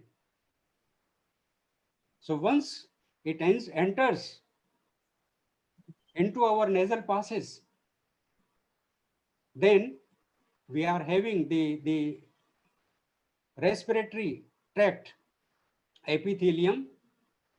The tissue has the ACE2 receptors. The virus gets attached on the surface. It finds entry inside, and then it starts multiplication. We are talking about the immunity. what happens once the virus or any pathogen enters inside their target cell, How does our body respond to that infection? Virus, the intention of virus, I am sure, or of any pathogen is not wrong. Everybody wants to survive and multiply in this universe. Virus is also not entering inside our body to kill us. It is entering inside our body for its own survival and for increasing its own population. But in the process, we get sick, we get symptoms, and sometimes it is fatal. So, virus has its own purpose of infection. At the same time, our body's defense system defends ourselves against that infection. It protects, it tries to protect. There is a fight between the pathogen and our defense system. There is a race. Outcome depends upon who wins the race. Virus is also strong enough. It tends to survive. It is having the survival mechanisms. At the same time, our body is also strong enough. It will not accept the virus so easily. It will reject it. So when naturally there is acquired infection of, for example, COVID-2, it happens in every type of infection. Since here we are talking about COVID-2, so two types of active response our body starts. Our body starts responding in two ways. One is non-specific innate defense mechanism, innate response. It is non-specific. This response is for every pathogen, not only for a particular pathogen. This happens in case of every infection. Non-specific innate defense mechanism starts working. The most important cells of this defense system are macrophages, neutrophils, basophils, eosinophils, dendritic cells, etc. So they rush to the site. Whenever there is emergency, whenever there is infection, all of our body's attention is diverted towards the site of infection. Blood starts flowing from our body to the site. And all these defense cells, they accumulate all together in that environment and try to fight against the virus, the intruder, which has entered inside the cell. We get the mild symptoms. We may not get the mild symptoms even as it is happening in case of COVID-2. They are 80% of the patients, they are asymptomatic, but they are carriers. They can transmit infections. So all these defense cells, non-specific defense cells, they accumulate and try to reject the pathogen and they try to reject the pathogen from our body. If they succeed, then we are protected from severe symptoms. If they are unable to succeed, then there is another alternate mechanism of defense which follows the previous non-specific defense mechanism. And that is the specific type of defense mechanism which depends upon, again, this is of two types. A specific type of immunity is again of two types. One is antibody based, that is called as humoral response. And another is dependent on the thymus cells, T cell immunity. This is also called as cellular immunity. For example, in case of tuberculosis, in case of tuberculosis, it is the cellular immunity, T cell dependent immunity. Here lymphocytes are important. Like all other blood cells, blood contains several types of cells. Like other type of blood cells, lymphocytes, which are important, in providing the immunity, a specific type of immunity. They develop in the bone marrow,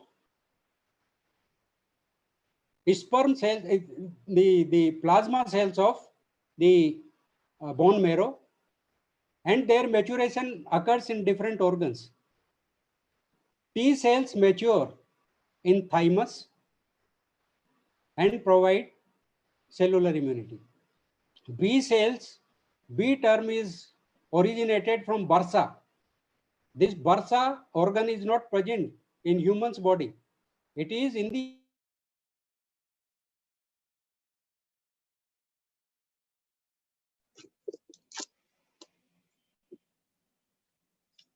Hello. Hello, sir, can you hear us? Hello, sir, can you hear me? yes. Yes. Hello. Any problem, Tuina? No, sir, your voice was not coming. My sound is not Yeah, coming. not audible. Now it's coming. Now it's coming. It is okay now. Okay. So B cells, they mature in bursa, while in case of humans, there are pairs patches in the intestinal tract, intestinal epithelium. So we are having bursa-like organ in our intestine, and they are called as pairs patches, where maturation of B lymphocytes occur and antibodies are synthesized, then they are via blood, they are circulated. So this is two types of active immunity. It is followed by the non-specific immunity. Specific immunity, they can bind only with the specific type of pathogen, not with the all the pathogens. So for different type of pathogens, there are different type of T cells and different type of antibodies or B cells. They are differentiated there. So regarding the COVID-2 particularly, immunodiagnostic tests, they are the first mechanism of detecting antibodies which have been developed. But again, there is a problem which I think Shikhar will also elaborate on that particular aspect. There is a problem of false positive and false negative tests. Those who are really infected, in some cases, it is indicated as false negative. This happened in case of the health minister of Delhi government. On the first day, he was infected. On the first day, he was reported negative. But since he was having symptoms, he insisted for another test and he turned out to be positive. So those who are infected, they are judged as negative.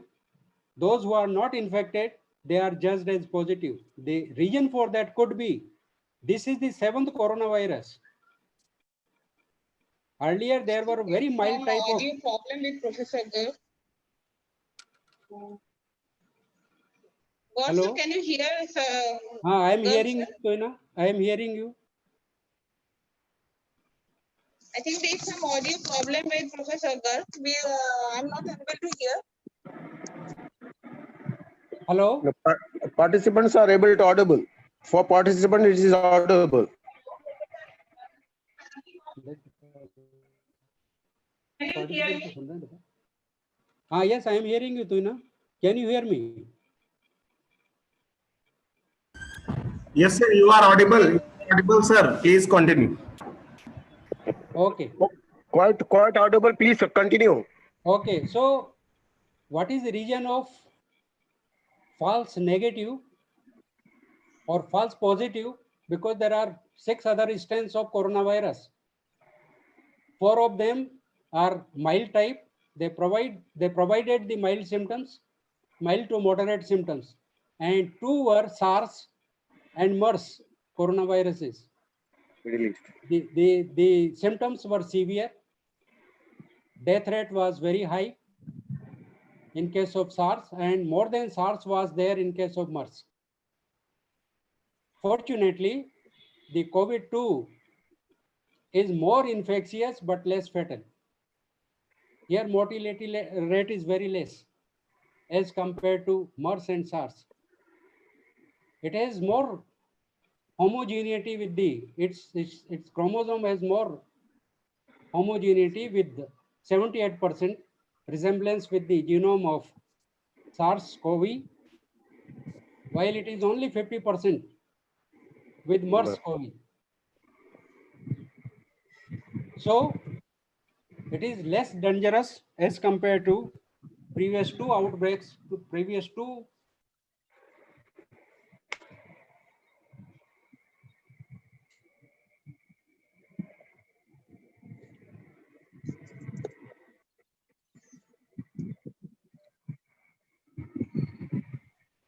Not audible. I have unmuted. It becomes okay. It becomes muted in between. Okay. It is now fine. Okay. So this is one of the problems.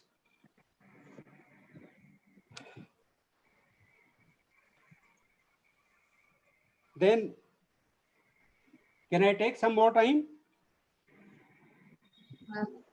Tuina? Hello. Hello, sir. Sir, can you please conclude? Okay, I'm going to deliver now the most important aspect of that. Immunity cannot be built overnight by consuming a magic pill. As our Honorable Vice Chancellor mentioned, other than vaccines, there are many factors which contribute towards our immunity. One of them is, one of the pillars is right diet, as our Vice Chancellor also mentioned. This right diet I have been following for last 2 years when I was at Faizabad. Right diet is, I want to mention something here which you should also follow. Include fruits and vegetables in your diet. And this will increase your immunity automatically. You will not believe I am a diabetic and I have consumed about 600 to 700 grams fruits before coming for this webinar. Among them, 3 mangoes, 1 apple, papaya, and orange. Also banana, if it is available. I have been, a diabetic is eating. So those who are not, please increase the intake of fruits and vegetables in your diet. Then timings, reduce grains as much as possible in your diet. So right diet is one of the aspects. Another is timings of your meals. There should be a gap of 12 to 14 hours between your dinner. Please stop calling dinner. You eat supper. अंग्रेज हम लोगों को गलत term सिखा गए. वो हमको dinner सिखा गए और हम उसको रात को 12 बजे तक खाते हैं. और आप जाके शिखर से भी पूछिए, वहां पे सफर खाते हैं. मैंने बोला, जब मैं बाहर था, मैंने अपने साथियों को बोला, मैंने कहा तुम अंग्रेज लोग हमको गलत बात सिखाया है. तुम लोग डिनर नहीं खाते, तुम सफर खाते हो. सफर is between 6 to 8 o'clock. Then our body engages after 8 o'clock. Our body engages in maintenance. Our energy is diverted towards the maintenance activities. So please finish your dinner, so-called, or please call it supper. If you eat supper, you will not suffer. Finish your supper by 7 o'clock. Right? So there should be a 12 to 14 hours gap between your dinner or supper and the breakfast.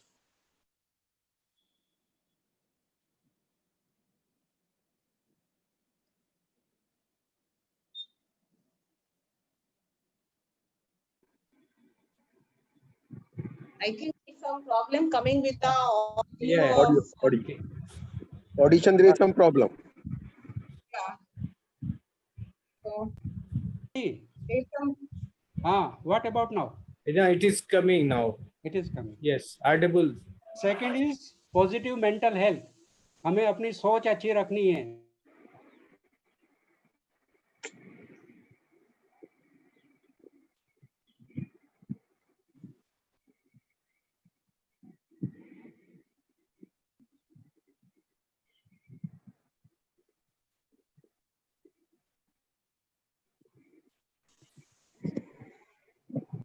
सुनाई दे रहा है?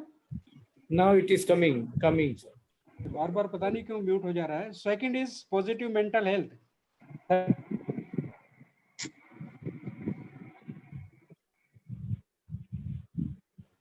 It is connectivity problem. Include some pranayams as well as some exercises that improves. I have been doing that. And then the quality sleep. It should be between 6 to 8 hours. Sound sleep. Other than that, there is one most important thing which most of us ignore. Our body circulates two types of fluids. One is blood, which is controlled by our heart, and another is lymph. We are forgetting totally about our lymph. We are paying our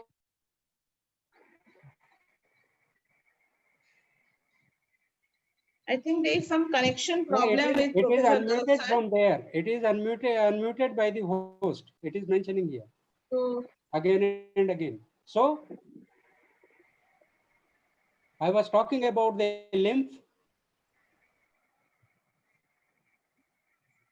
hello. There is some connection issue, I think. हाँ, चलो मैं जल्दी finish कर रहा हूँ. So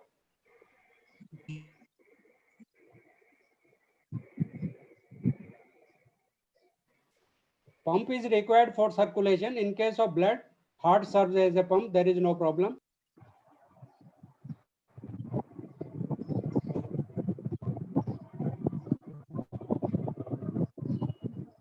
There is no pump like heart. So our lymph nodes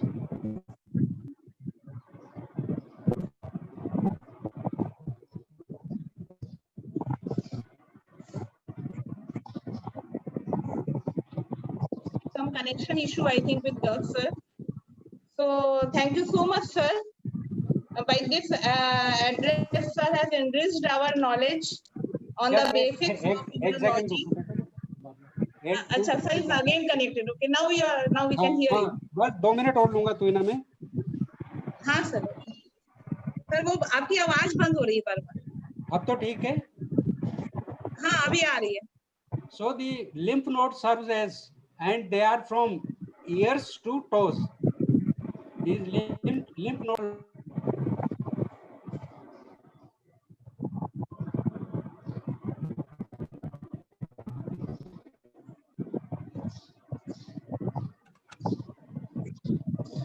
Again, the voice is not coming. Not audible, sir. It is not audible. अब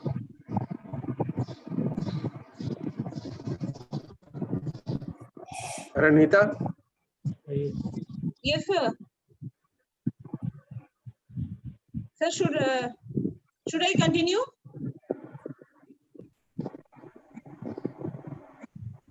So thank you, Professor Garg. By this address, sir has enriched our knowledge on the basics of immunology, which will help all of us, especially our students, to understand very easily the talk of Dr. Shikhar Mehrotra. And sir has very nicely explained the basics, and I think due to some technical reason we are unable to hear him. So with this, I would now request Dr. Shikhar Mehrotra to deliver his lecture. His research is on cancer immunotherapy, and he has also generated novel molecular strategies as well as identified molecules that play a significant role in the death of cancer and tumor cells. he is also working on various cells of immune system which have high antioxidant property and thus is having a potent anti-tumor effect. As I have already said in a brief sketch of Dr. Shikhar, so now he will enrich all of us with the immunological and diagnostic aspects of the SARS-CoV-2.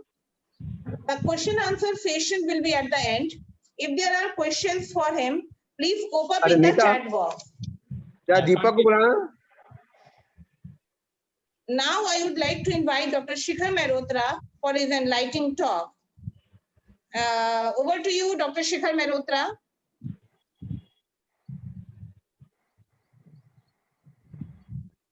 Hey, can you hear me? Yeah. Let me share my screen. I think, that was a great, can you see the screen now? Yeah, we can see your screen. Okay, okay. Okay, that's great. So, thank you so much, Tuina, and thank you all for joining this.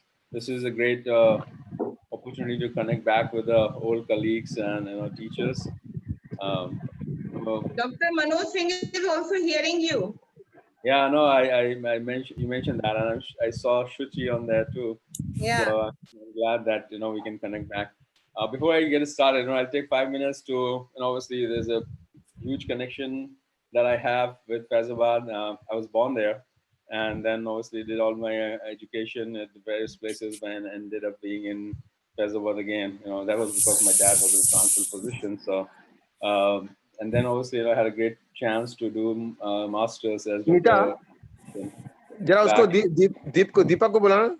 Back in '94, we joined as a first batch, and I still remember when we had our faculty with Dr. Garg, Dr. Modi, Dr. D.P. Singh, I remember Anita Jan and Sangeeta Khare, and Dr. Gaur, Rajiv Gaur, and I should not forget Dr. Dharamwal, because I did, I heard about him. Really sad to hear about that he passed away, but he was the person who basically I did my MS thesis with him. Despite the opportunities to go to different places in CDRI and every other place, but I decided to stay there and actually did some basic bacillus proteases kind of stuff with him, and I got my first paper with him. That was very, very satisfying to do that. And I should say that, as Dr. Garg was mentioning, Dr. Modi was very instrumental in having me use all the supplies in the summer vacation and do all 45, 50 flask cultures and all that in the same lab. So it was very nice to do all that stuff, and I think it was enlightening again to listen to Dr. Garg, all what he said, and you all we have heard him and other teachers who are all there, and those are the reasons that I think we are doing what we are doing right today, and it's all about getting the good basic knowledge at the time when it was needed. And I think it's really very, very kind of you feel very happy to see and look back at place when initially they were showing the pictures of the university. Back then when we started out, there was nothing in there. It was all fields and all that, and we had to carry all the stuff from the administrative building to this new building and a bunch of things that we did. But it's very nice that it has grown so much, and it has got so many people who have come along. I know there's kind of alumni association of Ram Manohar Lohia or the university back in here in US, and we in fact had planned to meet in March, but could not because of COVID. And so Abhay basically organized that. So it is great to see there's a lot of people doing good, and I think the onus of and I guess we should attribute all of that to the good teachers that we had, and it's great that we continue to be in touch with each other and still do things together. And I'm really happy to see Tohina and everybody else also back there now as a faculty and doing great stuff at Faizabad. So that's great. I was really happy to listen to what the Honorable Vice Chancellor said. I think all what he said and what Dr. Garg mentioned is really important for immune system. And it is true that we over here, at least in US, have denied that, and people over in our country while growing up, I know I had fancied about the things in US, but I think, it's true that what we do, the way we do is very important, and then people are realizing that, like Dr. Garg was saying about jaldi khana kha ke der tak rukna, subah tak, had 14 hours of gap.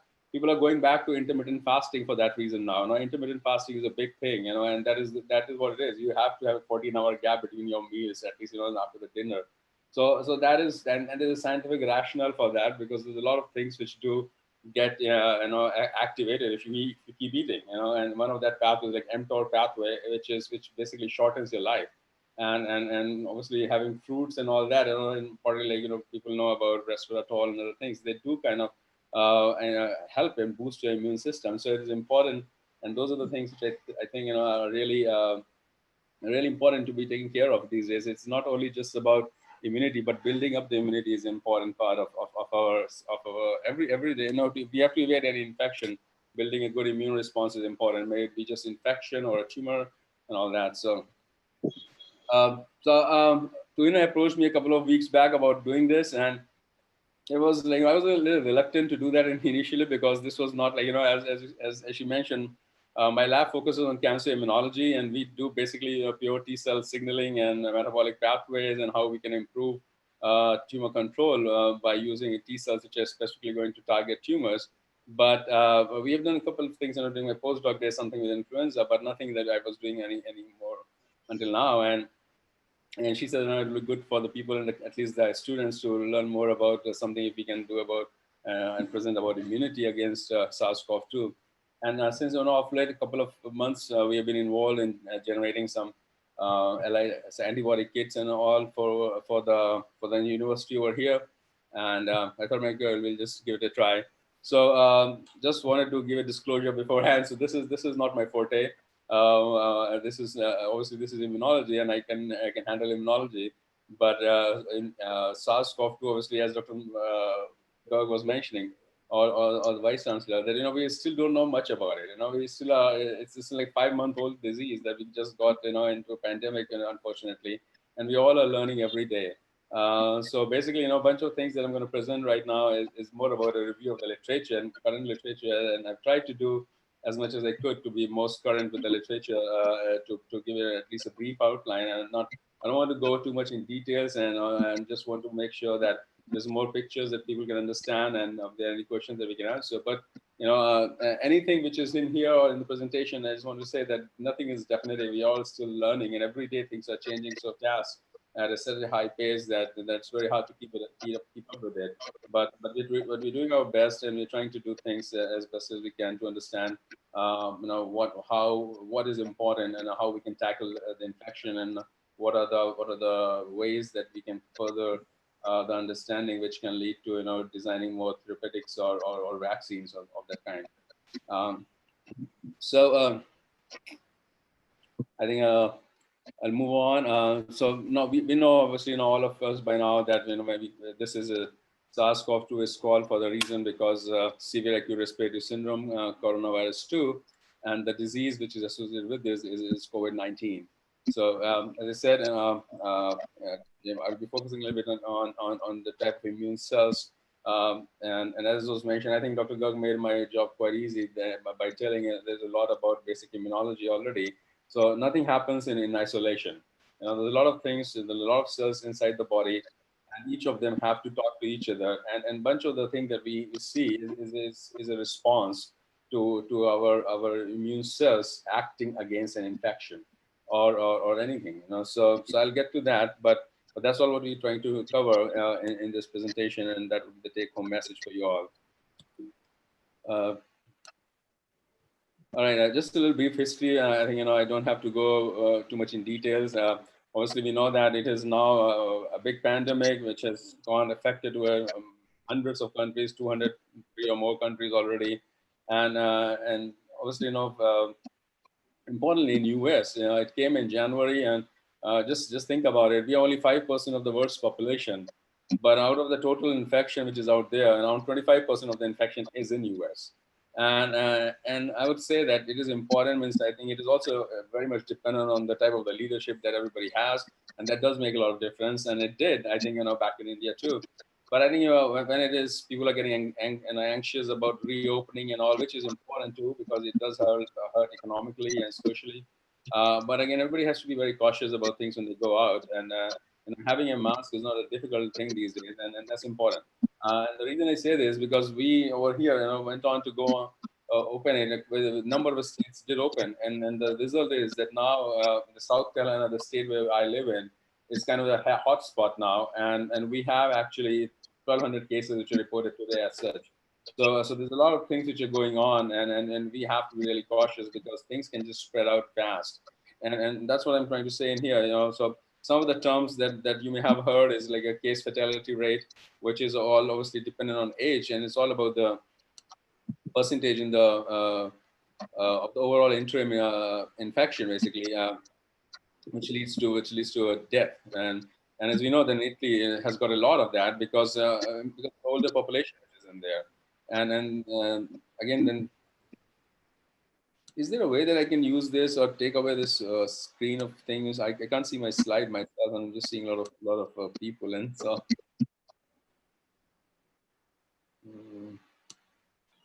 All right, let me see.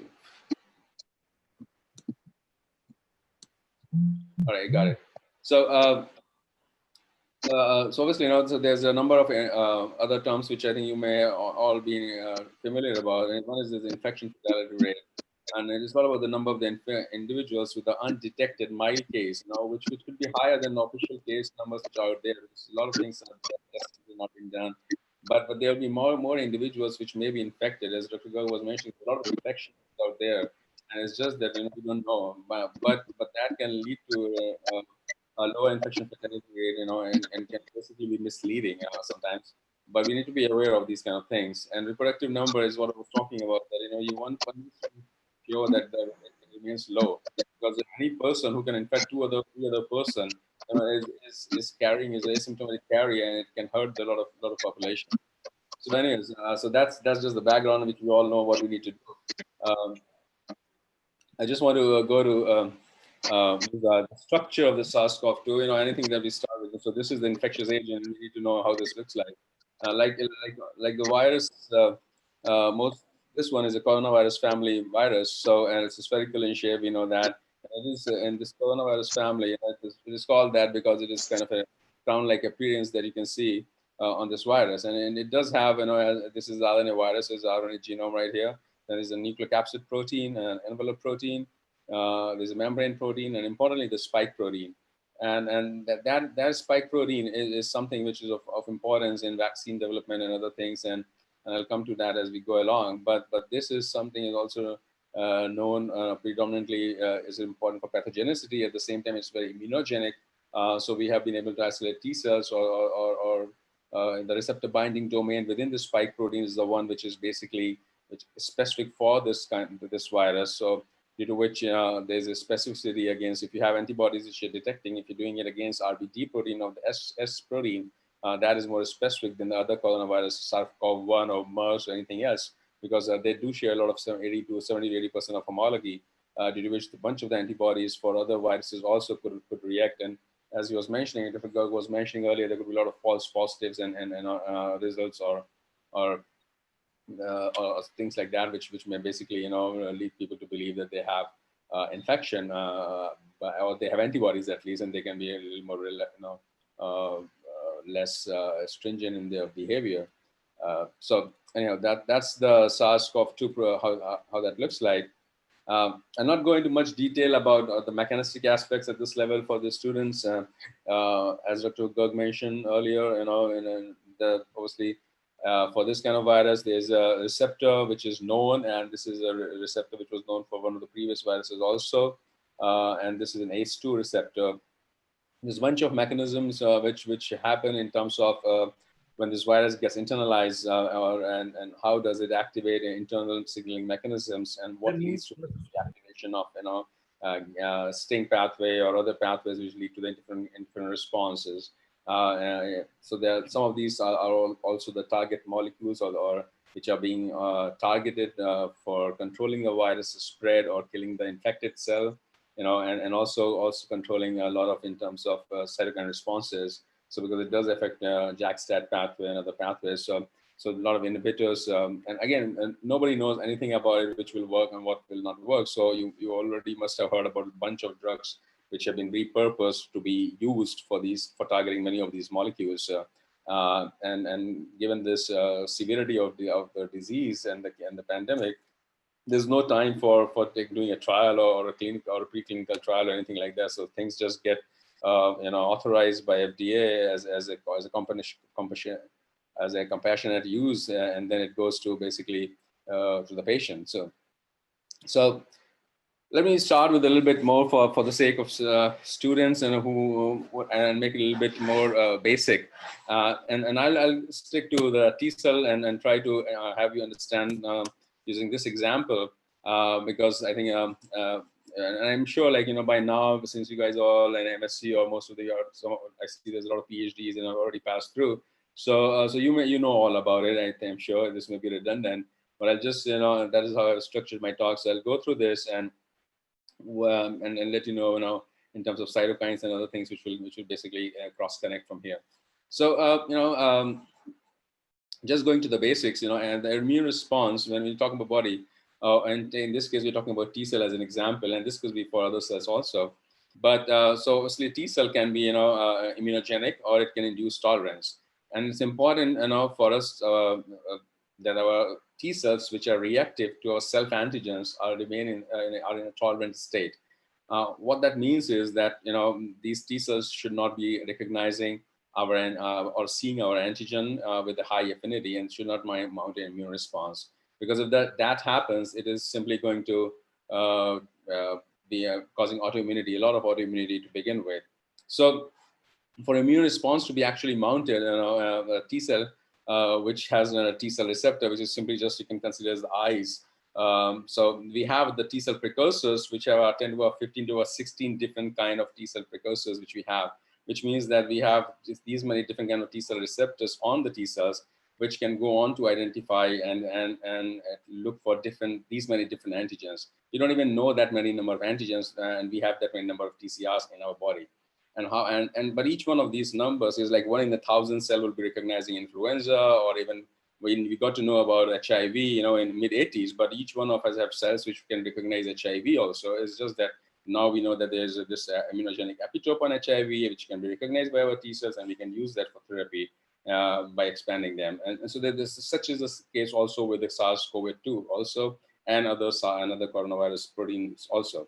So I'll get to that. But so in order to be fully expanded from 1 in 1,000 to become a predominant population in the body, a cell needs to basically recognize the antigen presented by the antigen presenting cell, and also has a co-stimulatory signal, which is a signal 2 that we call, and for it to be actually expanding and fully activating.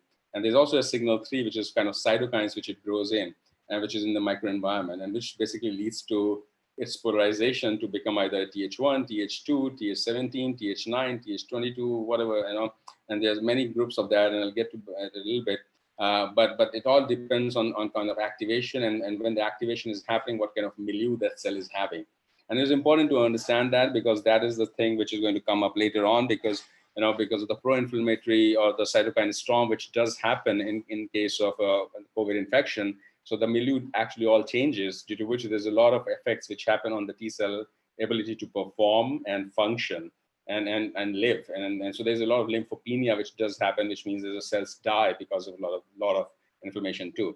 So that is obviously the case. And then deletion energy is obviously, because we don't want any of our self antigens to be recognized. So there's the cells which are coming out from our thymus during the thymic selection are having very low affinity, due to which they are basically mostly in an anergic condition, and they ignore that antigen, and so that we don't have autoimmunity. And obviously we know that doesn't happen all the time, because with age and other factors, environmental or genetic, it does change, and each one or many of people in the population do get autoimmune diseases, SLE and whatnot, and that is because there's a tolerance is broken.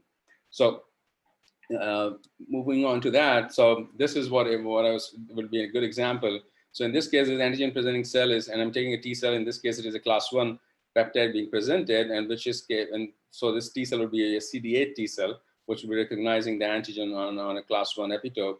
And the same can be happening, when the antigen presenting cell is presenting a viral epitope, the T cells will be looking at it and responding to that. If it becomes a class 2, if the antigens are presented on a class 2, then there'll be CD4 T cells which are going to be recognizing them if they are in the vicinity and in the right condition, and then they basically will be expanding.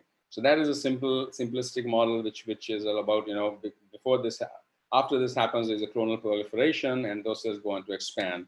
So that is something which we need to keep in mind in terms of when we talk about adoptive T cell transfer or transferring the tumor reactive T cells. I'm sure you all must have heard a little bit more about immunotherapy, which is on high these days in terms of treating tumors. That's what we do in the lab, actually.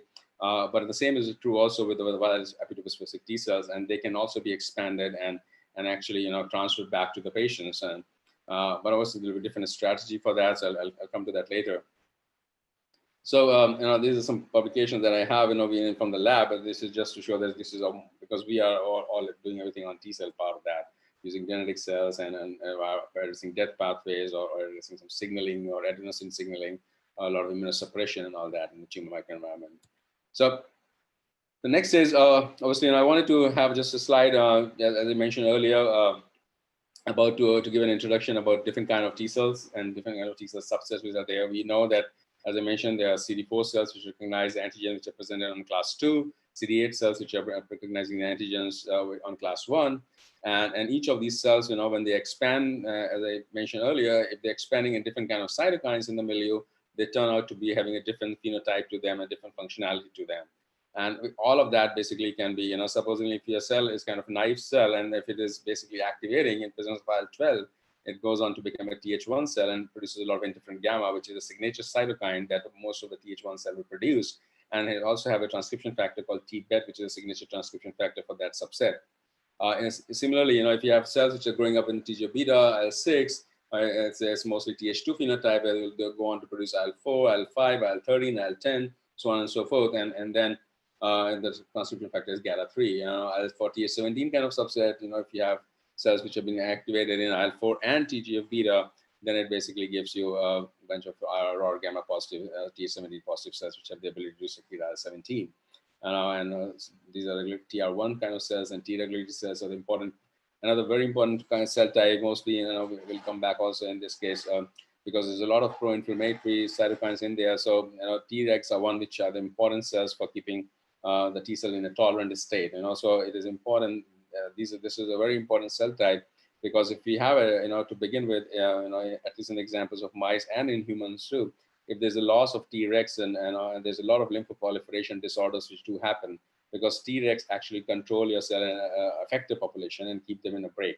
So for the kind of things that we are seeing in COVID, where there's a lot of pro-inflammatory cytokines and activated the affected population, we need actually a lot of those kind of cells, because it's more or less kind of autoimmune scenario. Audible. Headphone. Can you hear me, guys? I heard something in the background. All right, so can you hear me, please?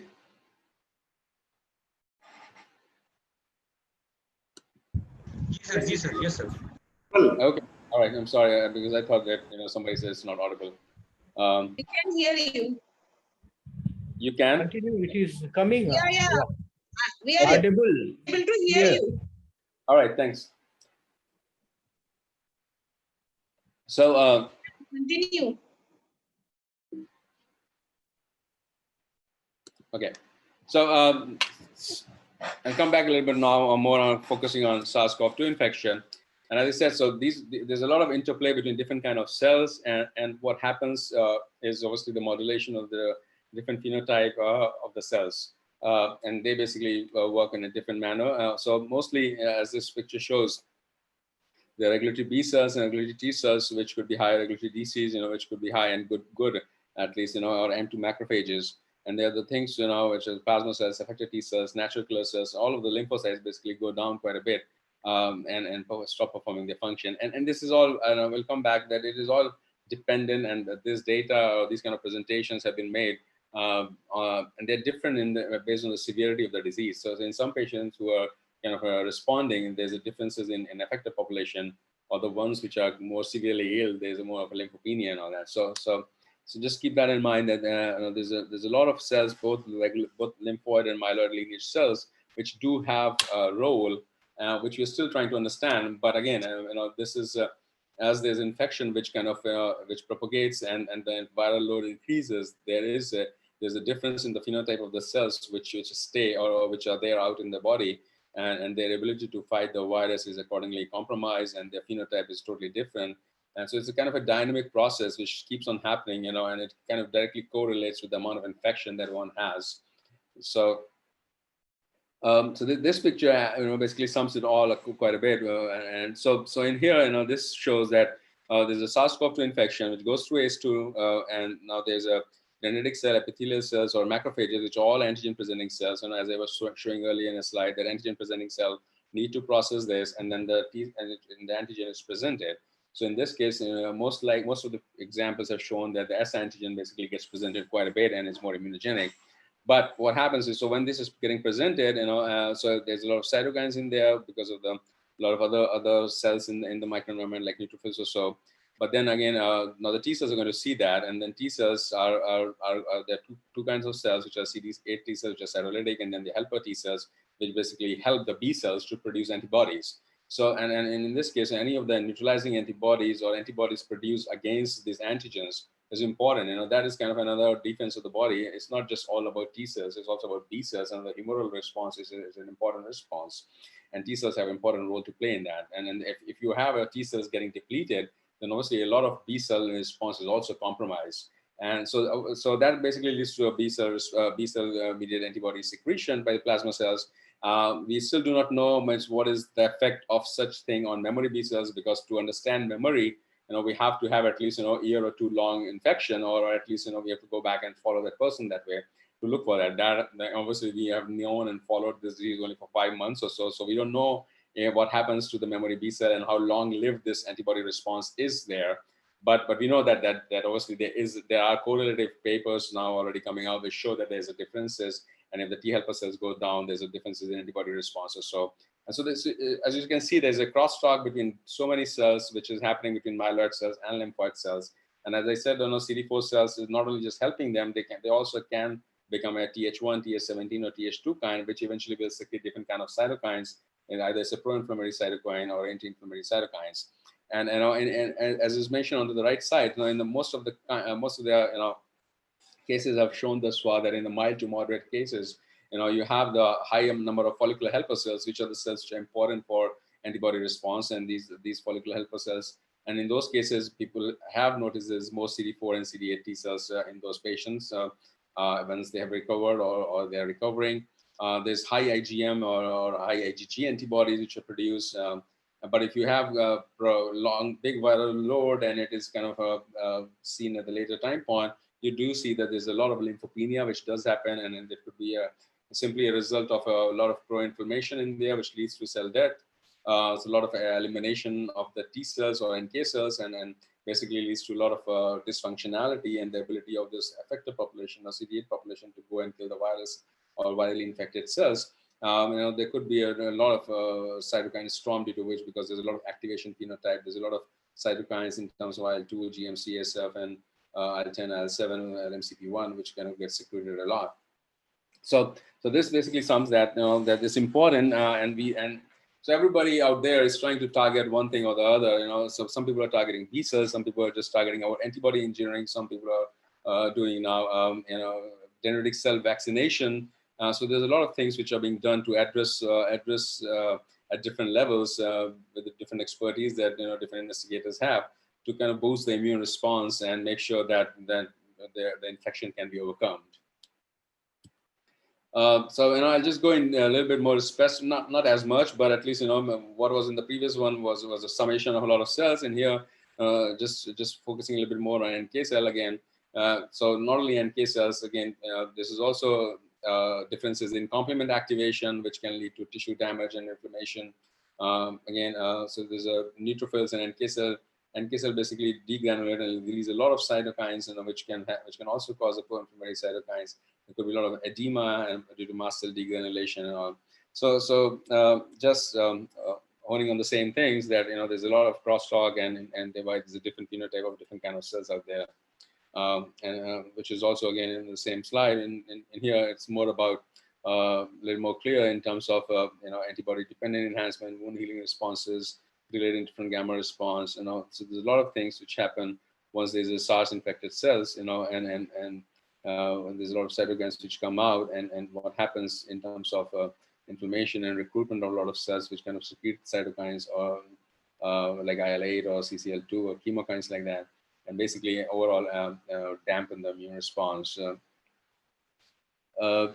Again, coming back to the T cell, so this is kind of a working model which I was trying to say earlier in the slide. So these are like peripheral blood counts and T cells. So if you have these are the changes in the peripheral blood T cell frequency in the phenotype, and this is your viral load in here. So if you have a high viral load or a low viral load right here, so when you have a low viral load, you have a lot of CD8 cells, CD4 cells, and regulatory T cells which are producing IL-10, CD4s and are doing their function, producing different gamma, TNF, CD8s are doing their function, and they're more lytic, so if they have granzyme A, B, or perforin to kill the infected cells. So that is how it is when you have a low infection, there's a high peripheral blood counts. But when you have a viral load which goes up and there's a lot of inflammation, the disease severity increases, and you can see, so these are a lot of co-inhibitory receptors which do come up upon activation. And a bunch of those which are known, like at least in the SARS-CoV-2 and some of the studies which have come out recently from San Diego, UCSD, or some studies from the Chinese group have shown there's a PD-1, which is an exhaustion molecule, and it's a co-inhibitory receptor basically. So what it does, it puts the brake to the immunity and to the T cell functionality. TIM3 is one of those other ones, and there are a bunch of them like TIGIT, LAC3. So they do come up in the severe COVID-19 patients, so they have more of an activated phenotype, and they are exhausted phenotype, so to say. And we call it exhausted because they have a reduced functionality to produce the cytokines, and they have reduced cytotoxicity as well. So they just basically are hanging around there, but do not have any ability to produce any cytokines or produce any killing effect on the infected cell. In the recovering patients, which would be on this side, basically, you have, and as I showed in the previous slide also, there are a higher number of follicular helper cells. There's a decrease in inhibitory receptors, and they have got enzyme, have more effector molecules in terms of granzyme A, B, or perforin in there. So that's how basically is a summation of how a T cell response will change, in terms of differences in the patient's infection and whatever stage the people are. And in some cases, when the people are asymptomatic, they're healthy, as we were talking about earlier, if you have a good immune response and you have the ability to just basically negate any kind of infection or overcome any kind of infection, when you're going to get it, and then these cells, if they are good and you have a good immunity, then these cells are good enough to kill it off right away. And that is what everybody's trying to do, that in order to boost your immune function, as Dr. Gaur was mentioning, and Dr. Dikshit mentioned as well.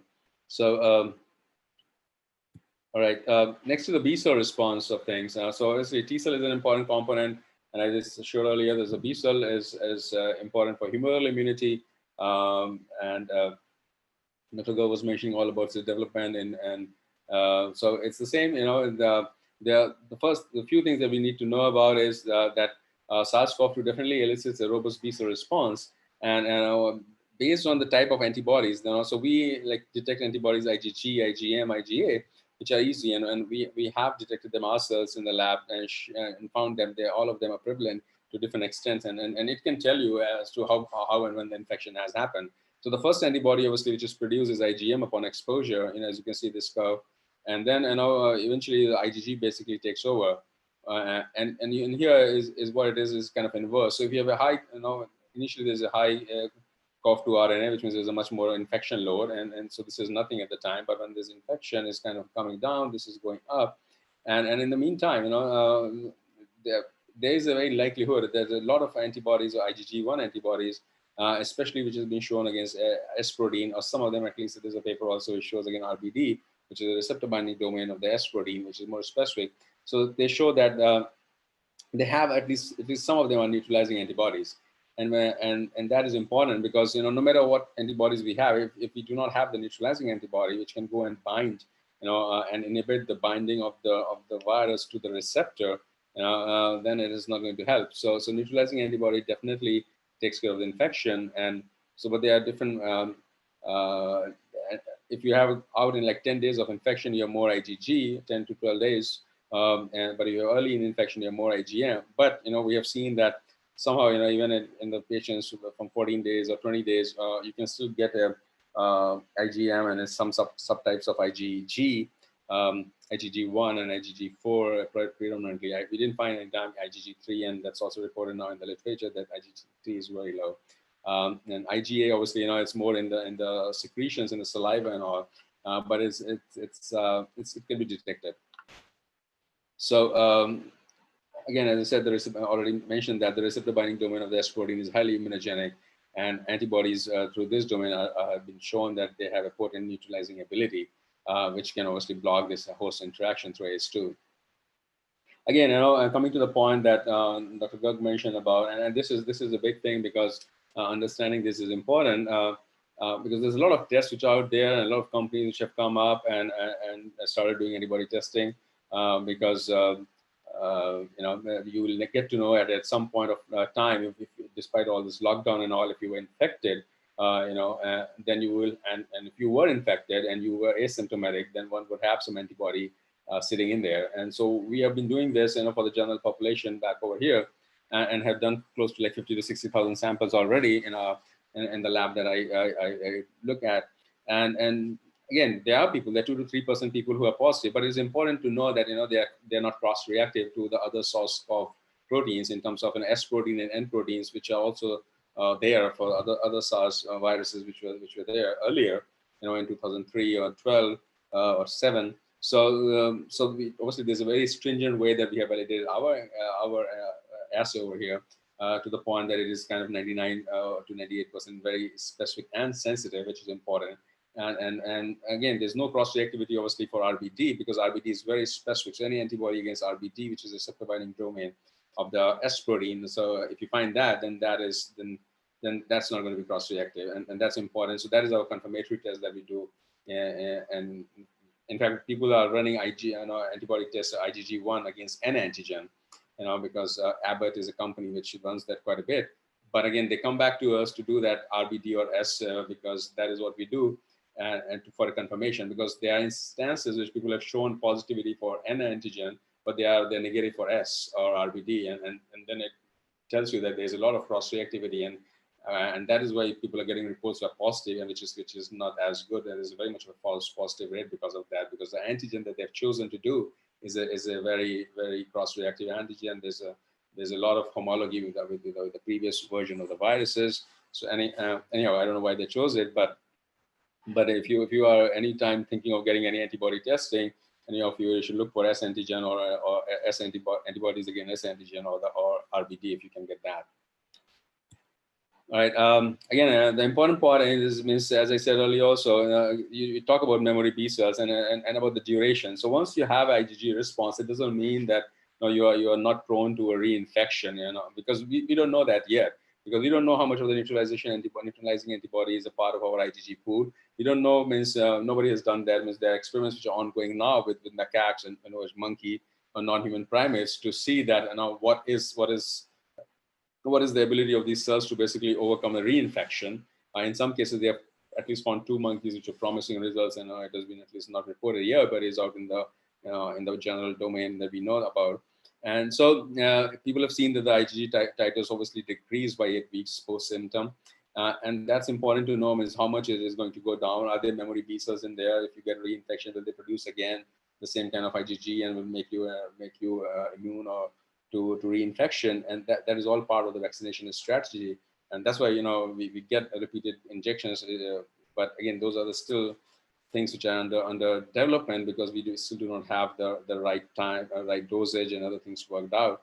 But I'm sure very soon it will be there. But these are the factors which will have to be addressed, in terms of parameters, how that antigen how the vaccination is helping long term. I just simply threw this slide in there. So while we talk about all these different T cells and all that, means there's a lot of internal, and as I showed in one of the previous slides, there's a lot of signaling molecules which get affected. There's a lot of signaling pathways which do get affected, and each one of them are serving as the targets for different people. TLR3 and 7, inside the cell, which kind of lead to differences in modification of a macrophage, lead to differences in type 1 responses, NF-kappa B and JAK-STAT pathways. So a bunch of those things are involved, obviously, in different kind of cells. Maybe it's a lymphoid cell, when you talk about T cell, or when you talk about dendritic cell or macrophages. So a bunch of these signaling molecules are involved. So which kind of lead to differences in these cytokine responses that we see. And people are kind of profiling that now to figure out that, okay, this can be as a biomarker or something which can be used to tell the severity of the disease, or at least correlate as to, again, now you have this much high expression of NF-kappa B or STAT or what. And so that may correlate with a lot of your cytokine responses or pro-inflammation.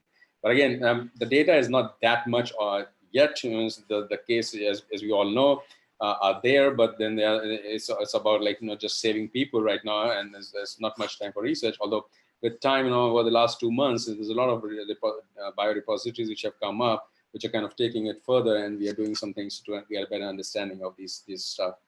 So I'll just go on and talk a little bit more about the susceptibility and risk biomarkers in terms of people are trying to get to know as to if any of that is has importance and can be done without getting to some kind of a phlebotomy or getting a blood draws or getting PCR testing. Are there any things which can be correlated?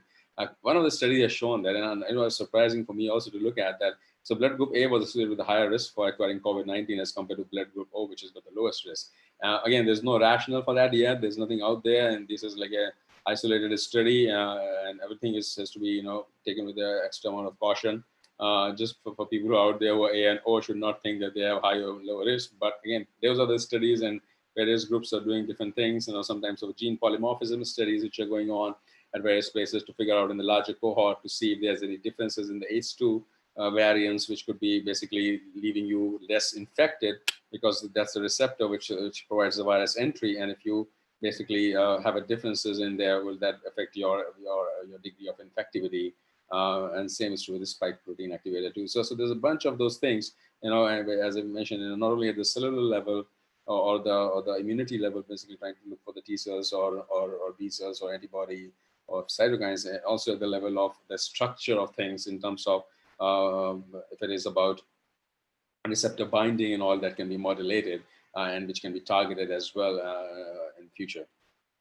I don't know if this is visible on the slide, but I just put it in there to have a discussion, to at least mention that it's not only that, there's a lot of studies, and on the right you'll see each one of them have been published in 2020 because that's when we got to know about this disease. So it's obviously a bunch of my biomarkers which also use otherwise in general public for a lot of things in terms of autoimmune infection diseases, the lymphocyte count. And as I was talking earlier, the prediction for the disease severity and in terms of the hospitalized patients and all that has been shown that if you have a low lymphocyte count, that is much more severe disease because there's a lot of lymphopenia going on.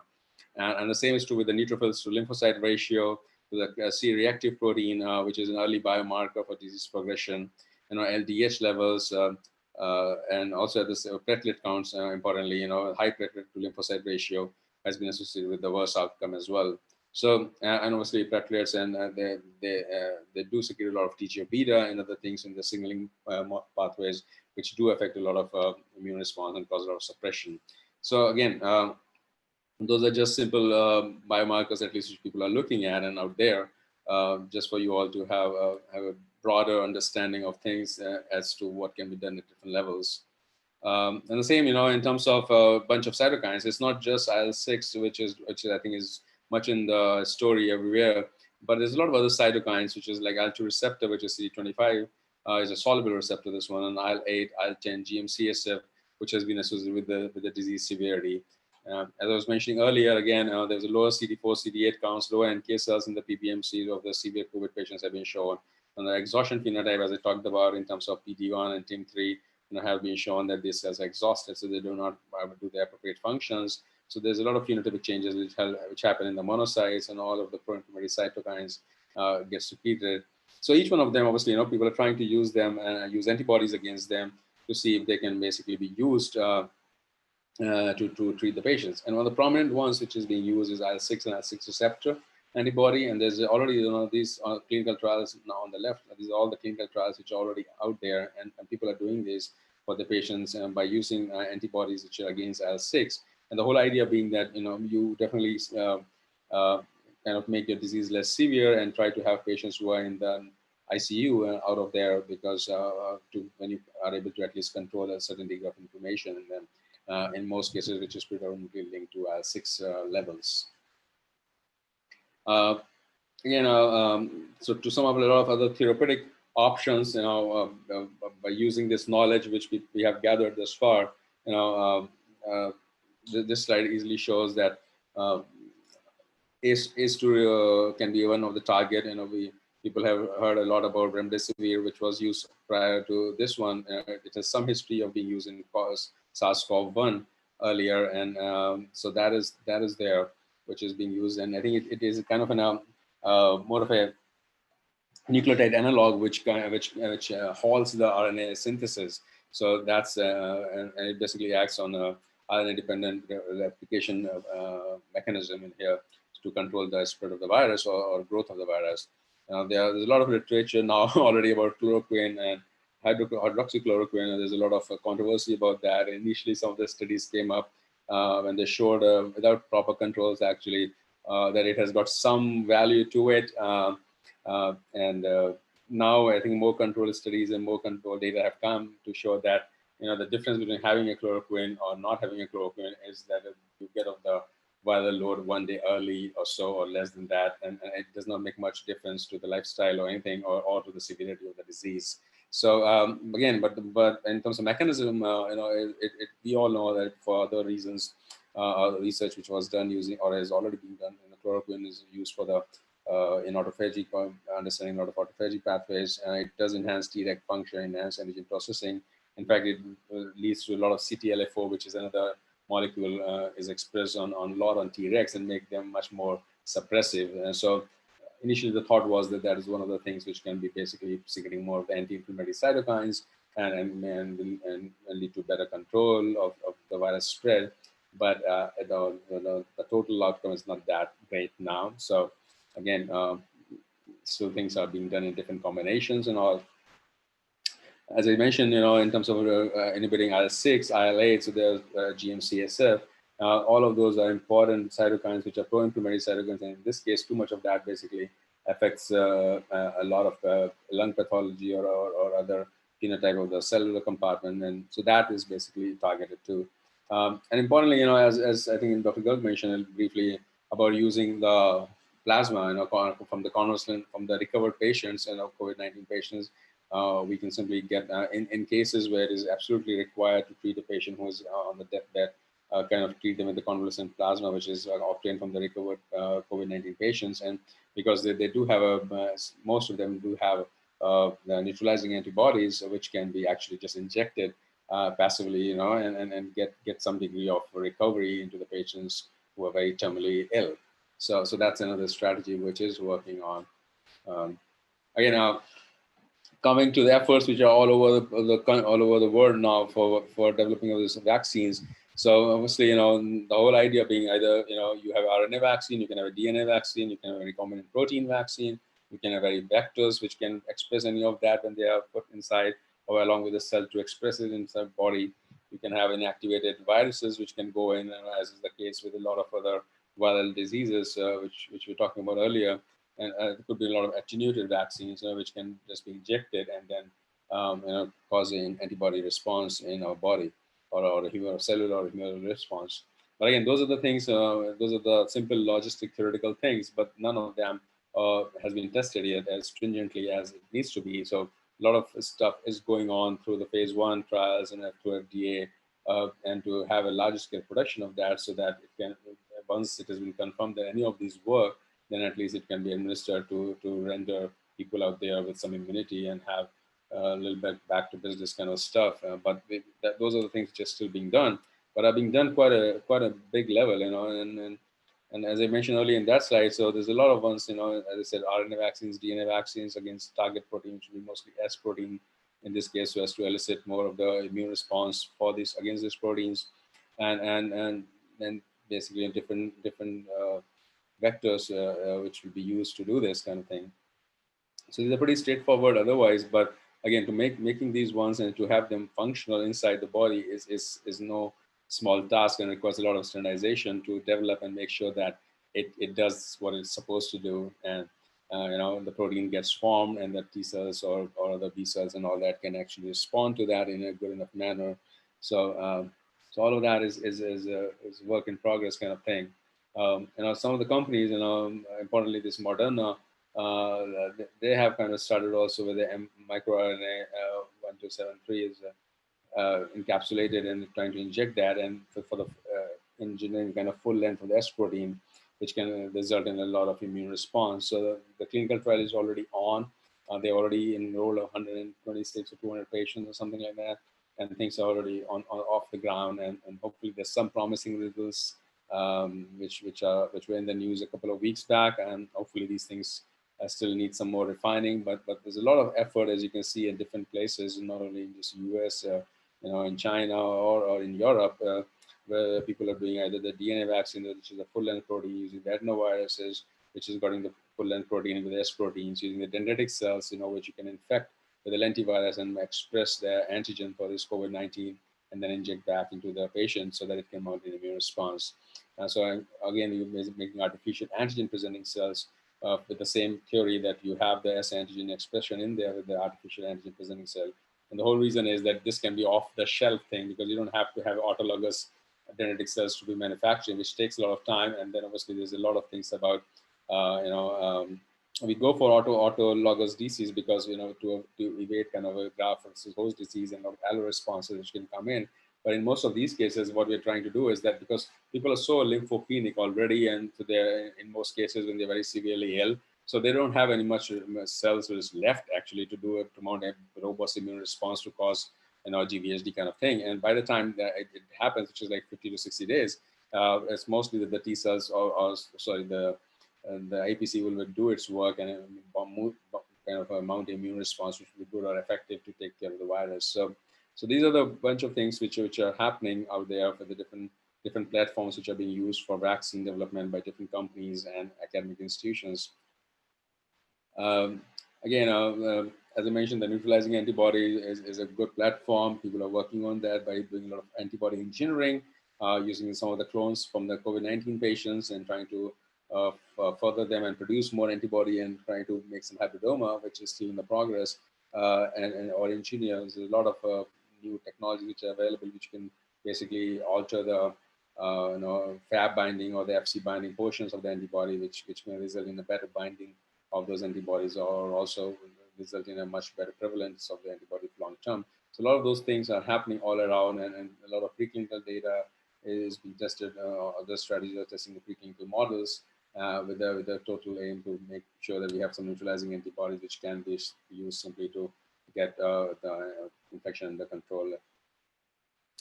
And the same is true with the convalescent patients again, and coming back to the same thing. So just these tables basically highlight that we talked about the theory earlier, but these things are actually happening and people are implementing these things. And they do have some response. It's not like, on the previous one, there was something, but in here, you can see there's a lot of results which have come out that, when you do that between the patients, it does help. It does help, and there are some indications in terms of clinical improvement. There's a viral load has gone down, and antibody titers have increased when you do that. Again, make sure, these are the things which are not tried just like that. It definitely happens, in the patients who are severely ill, and because these things definitely still have, because these are coming out from the patient who has totally different HLA makeup, totally different genetic makeup. So these are like very terminally ill patients who definitely have no other option left for them. Is where we go on to try these kind of things, and it is approved by FDA to do that.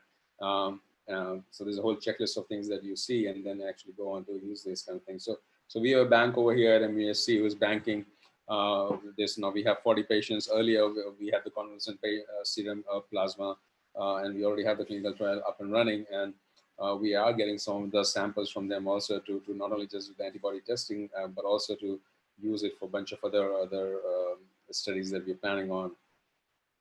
And it does affect, the total clinical outcome by reducing the viral load. That's the bottom line.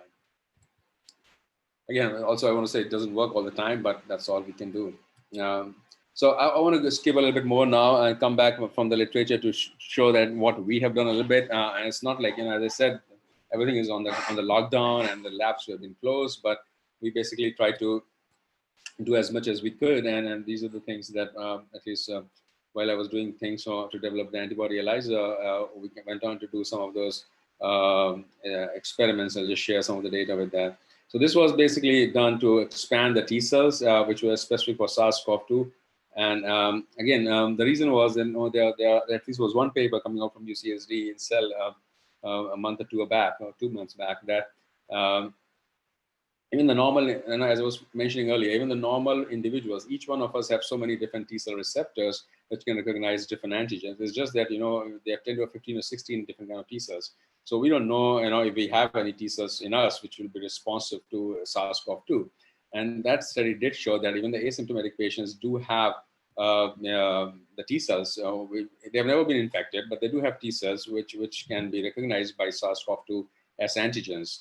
So we decided to use autologous dendritic cells and make them in the culture for 5 to 7 days, and then put them with a S protein, and obviously let it go overnight for antigen processing. And the next day we have purified CD4 or CD8 T cells, and then co-culture with that. And then after 14 days of expansion, we go back and track that specificity of these T cells to see if they are actually specifically going to recognize those antigens by re-stimulating them and looking for different gamma response. So if they're specific, the cells will see the antigen and they'll release different gamma.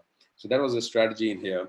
So we did co-culture, we expanded. And the whole idea is that if we do it right now, we can get it something from the normal individuals, but we also have the convalescent patients sitting out there.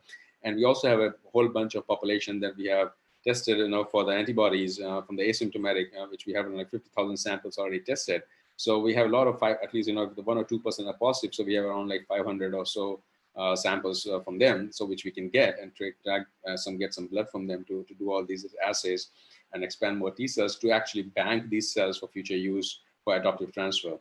And I just want to quickly go over for adoptive transfer. When we say the whole idea about adoptive transfer is that you take the cells, and this is an example from the cancer thing that we do, but it just it still says the same, that you obviously are going to take the cell, expand it, and put it back into the patients. And in this case, we'll have the viral epitope-specific T cells, which will be going back into the patients. Normally, when we do in the lab, we have tumor-specific T cells for melanoma, breast cancer, and all. But in this case, it's all about SARS-CoV-2. So, so this is simple data where we basically have, this is a T cell alone, which was cultured, by using the process I said, and this was a T cells after activation with the RBD protein, and after with DC with the antigen again. In here. So we just have the readout on CD4 cells, and CD137 is one of the molecules which does come up on a specific population. So we see there's at least 3% increase in there, which is not that great, but when you're talking about 1 in 1,000 cell has to be increasing to that level. And for S protein, we have the same thing. Again, this is just the number using a fax, but this won't mean anything until we do some functional assays. So this is just this shows actually the expression of these in terms of, okay, this is the mean fluorescence intensity, these are the T cells alone, these are the DC, and then you have this increase, which is in presence of the antigen, telling that there is antigen-specific cells in this population for sure. So to test that, we re-stimulate that and look for differences in different gamma response, and we see there's a lot of specific in different gamma coming out when the cells are actually activated, with the antigen loaded, both for RBD and S protein. So this is something that you're working on, trying to clone a bunch of these cells and also to look for differences in peptide epitopes now. So we've got like a bunch of overlapping peptides made up for the spike proteins, like almost like 20. It's a whole mixture of peptides basically, because it's a large protein, and we are going to we are stimulating that with us to basically do a epitope mapping kind of things to specifically pick up the specific T cells for S protein. And the whole idea behind that is, so rather than using the whole S antigen, we'll be using the specific epitope. And that way, at least, we are very likely to have a better, robust expansion of cells. And we know we have a very focused expansion rather than having everything getting expanded when you put the S antigen, S protein with the DCs. So we're trying to do the epitope mapping and have been able to identify at least 2 epitopes, which I'm not going to share right now. But the 2 epitopes which are very predominant and immunogenic, and we have found at least in 2 donors that have come up, this T cells very specific to those two epitopes. So that's very good to know. Again, the next thing I want to do is share a little bit more about the serological testing that we have set up over here. And so this is something, this is not like earth-shattering science. This is something which was already reported, when this thing came out, the person in New York, NYU, kind of cloned the antigen into a vector, and we simply got an MTA, that's a material transfer agreement with this PI in New York, and got those vectors. And he has tagged these vectors with his tag, so that when you overexpress these things in a human embryonic kidney cell line to produce a protein, you can actually after that purify it and using columns, and so you have the protein.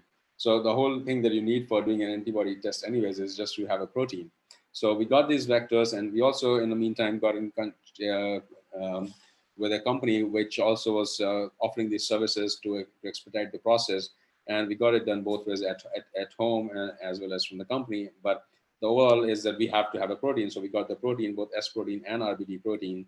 And the next step is then obviously these plasmids, when we grew that, this is what I was mentioning, that you put in the membrane cell, transfer it, get the cell out, and after purification, when you have that RBD or spike protein, you basically use a simple direct ELISA where you coat the plate and then just follow the simple procedures of ELISA, which I'm sure each one of you must have done numerous amount of times. That, and then just put the samples in here, in this case, which are the antibodies or the serum samples, which may have the antibodies, and then go with the normal procedure to use a secondary antibody with a HRP coated, and then go for the color. And you do see the differences in terms of those serum samples who are positive. They can actually bind those antigens, the S antigen or the RBD, and if they give color, obviously they're positive samples, and they have some antibody in there. So we are basically focusing on this kind of ELISA where we do it on the plate, and this time we basically use 90. This is a 96-well plate. We use 90 samples per plate, and we've been doing at least 1,500 samples per day using this technique. Which is simple, straightforward ELISA. It's just that it requires a lot of workflow in terms of people adding the antigens and barcoding kind of stuff with a lot of samples that one handles just to ensure there's no mix-up of things. But then again, as I said, there's other lateral flow assays which are available. This is simply like a pregnancy test kit which is available, but it's a yes or no answer in this case also. But again, the sensitivity of these things are not as good, obviously, as for this stuff. But again, this is, when we talk about ELISA, that's a little bit more labor intensive, but it does give you solid results. So we have been kind of focusing on this, and for that reason, we have been able to successfully, get more than 98% specificity and maintain that, and the results have been obviously very welcoming by the public also. So I think it's working out good, and we just don't want to reinvent the wheel, so we're sticking to this one.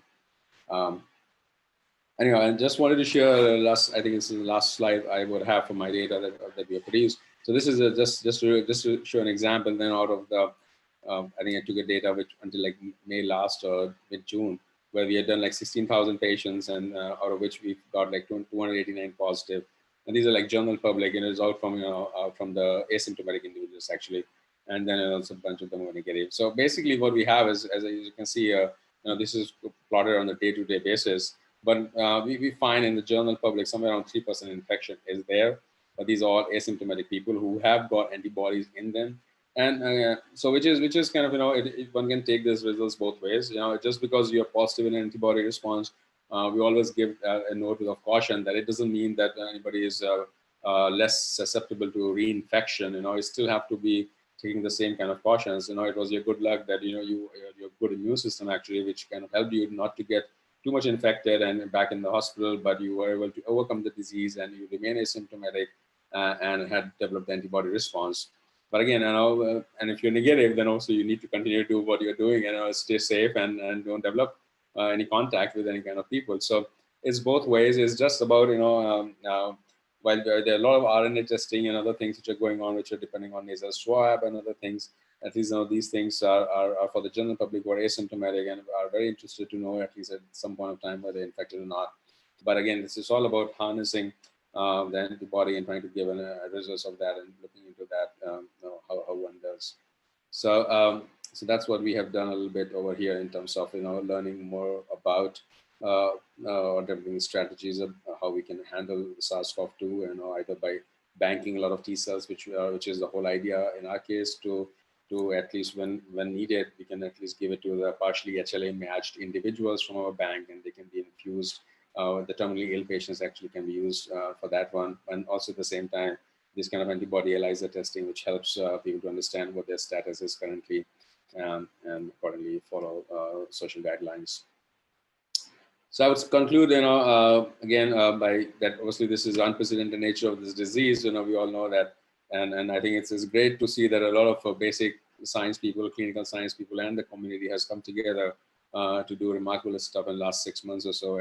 And it's a lot of cross collaborations, sharing of the reagents and knowledge and everything, which is happening. And despite being on the lockdown, people have been able to achieve some good milestones in different levels. So that is very nice to see. And again, it is something which is of very huge proportions, and we definitely have still a steep learning curve, and every day is a learning curve. We get to know something new about some of the molecule, just like, CD147, if you guys know, there's another molecule which has been touted as another receptor in addition to ACE2, but again, there are some papers which kind of contradict that. So that's still out there, but people are trying to look for any more receptors, or there are other cytokines. Which cytokine is either can we use Treg therapy or mesenchymal stem cell therapy, or something to induce more tolerance and control inflammation, or maybe, as I mentioned earlier, there's a lot of things going on due to hyperinflammation in terms of differences in the myeloid subpopulations, or leukopenia, which is marked by T cell or NK cell dysfunction. Are there ways that can be boosted? Like we're trying to do to infuse T cells just specific for as antigen and put them back if needed to the at least partially allocation, or other ways, either genetic cell vaccination or one way or the other, so that one can have one can boost the immune response and make sure that we have a better option to challenge this virus. Again, there are so many studies, and the challenge is with this thing that obviously it's a lot of people who are getting infected or severely ill are aged population, and that's where the vaccination has to be considered in terms of the impact, because the age immune system has to be booted basically, and that is a challenge. It's not a small task for any measure. So there's a lot of strategies need to be carefully crafted, in terms of how that can happen. As Zafirullah was mentioning, he's eating half a kg of fruits, which is great, and there's a lot of things like that, off the shelf probiotics and a bunch of things, that's a total different area. But a lot of things like that are important to keep up the immune system and kind of get our way through this grave situation that we all are in across the world. I think with that, I'll just go back and acknowledge the people in the lab, a very small lab actually. Right now we have 2 postdocs and a research specialist and an instructor in the lab who are all great and very hardworking people. And we are in the process of getting some more students, but because of this, everything is slow. But importantly, we have a Center for Cellular Therapy, which I run, and it is there with the help of a bunch of these people listed over here. We were able to run or develop an antibody ELISA within 3 weeks when we started out. So we started like 6th of April to make this a mission, and got the ground up and running by 23rd of April, and then actually filed to FDA the emergency use authorization within the next 3 weeks after that, after getting all the samples up and running. But this is an institution-wide effort that we were engaged in. I think I was very proud to lead that kind of effort, and and we have good people over here who were kind of ready to come out even when everything was locked down and do things. I have some good collaborators, Basim, we're trying to do some lipidomics and understand a little more of the proteomics side of things in terms of differences in antibody and all. And it's Meenal's lab, where we kind of do some more of the confocal and the microscopic studies along with that. We have a great person, the QA/QC person, who basically helps us in filing all this FDA stuff, and good course basically to do that, and a lot of money which is needed for this kind of stuff comes from National Institutes of Health or other sources in the departmental support or institutional support. So I think with that I will end that and stop here, and then I will take any questions if there are any. Thank you. Any questions from the audience? Please raise the hand. Dr. Engineer Paritosh, please allow those participants who are raising hand to ask the question. Please unmute them. So I have one question. Okay, please. Yeah. So Dr. Shekhar talked about the COVID-19, CoV2, a very informative way, and it was more a scientific, and elaborates about all the mechanism which is going on in our immune system following the infection. So my query to Dr. Shekhar is that lots of changes are happening to occur in the system. What exactly is the cause of the death which is happening due to this infection? Yeah. So obviously, that is something which everybody is trying to figure out, and if you know that answer, that's, of course, there's no simple answer for that. There's a multitude of things which are happening all together, and in most of the cases, it is a cytokine storm. So there is a lot of pro-inflammation which is happening. And as I was trying to mention, there's a lot of cells which produce cytokines. It is not just the myeloid cells. In some cases, they're very much of very effective activated T cells also, which produce a lot of cytokines. As I was trying to say that, in some cases we do need T cells. We try to say that the T cells are important because they have some of those, at least CD8 cells have the ability to kill the virally infected cells. But in some cases, when they're overly active, they're producing a lot of cytokines. They have been polarized to more of a Th1 phenotype or TC1 phenotype, where they produce a lot of interferon gamma, GM-CSF, and all that. That is all kind of counterproductive. And then at the same time, there's a lot of death which is happening, or the cellular death which is happening because of inflammation. There's a lot of necroptosis, or it's a lot of like programmed death or non-programmed, non-caspase dependent kind of death which is out there, which in turn kind of makes a more of a loop to increase more inflammation. So it's a lot of things which go in there and alter not only just the immune system, but a bunch of things take place. And then again, if it's an aged individual, the immune response is a key factor, which does not has the ability in most cases to fight against it and succumb to that. So I think that is there. And everybody's trying to do it and act at different levels, either by providing IL-6 antibody. In fact, recent studies show that if you provide dexamethasone in combination with a bunch of those things, it does help because it reduces some degree of inflammation or causes a lesser degree of pro-inflammatory cytokines under check. So those are the steps which are being taken. They do work in some people, don't work in everybody. Again, there's a lot of genetic disposition, susceptibility.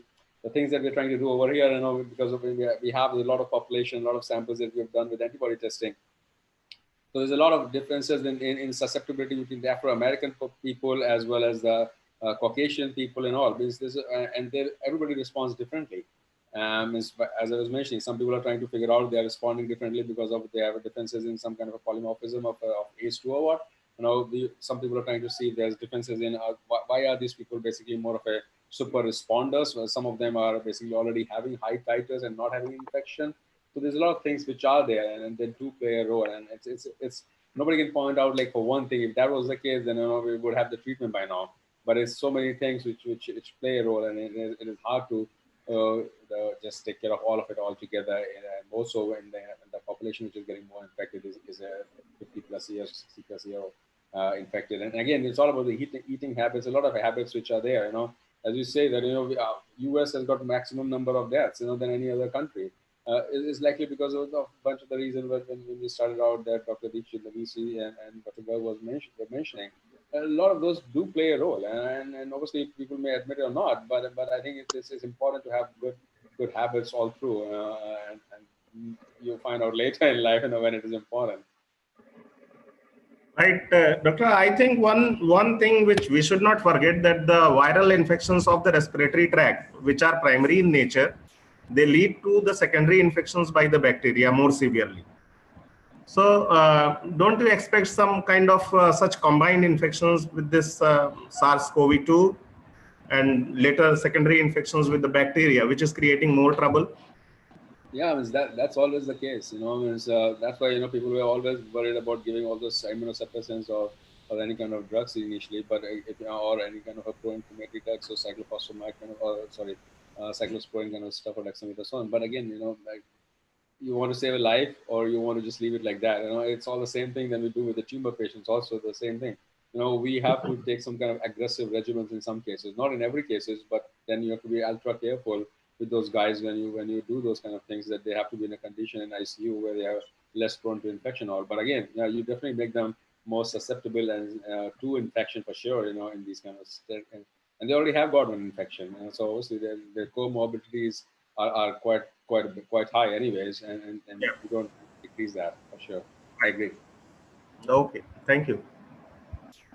Any more question, please? Yes. Dr. Engineer Paritosh, please unmute. I see Dr. Garg saying Two of the participants have raised the hand. And mute one by one. I saw Dr. Garg and Dr. Modi saying something. So. Yes. Yeah.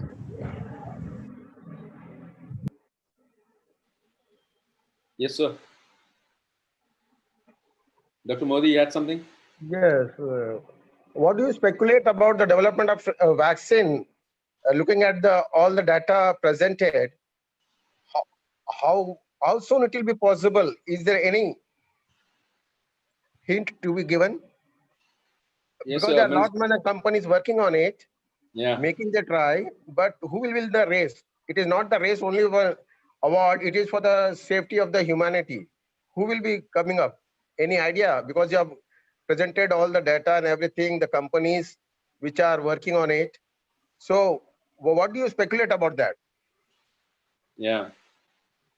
So it's obviously, as I said, I present the data. It's more of an overview of the literature. It's not my data, but it's out there and anybody can look at it. But yeah, you're right that we don't know which companies are going to win the race. There's so many strategies being worked out. Like some people have already been ahead of everybody, and they kind of, either were doing either the remdesivir, getting the name wrong, but that kind of trial, or people who are already running with the RNA vaccine like Moderna.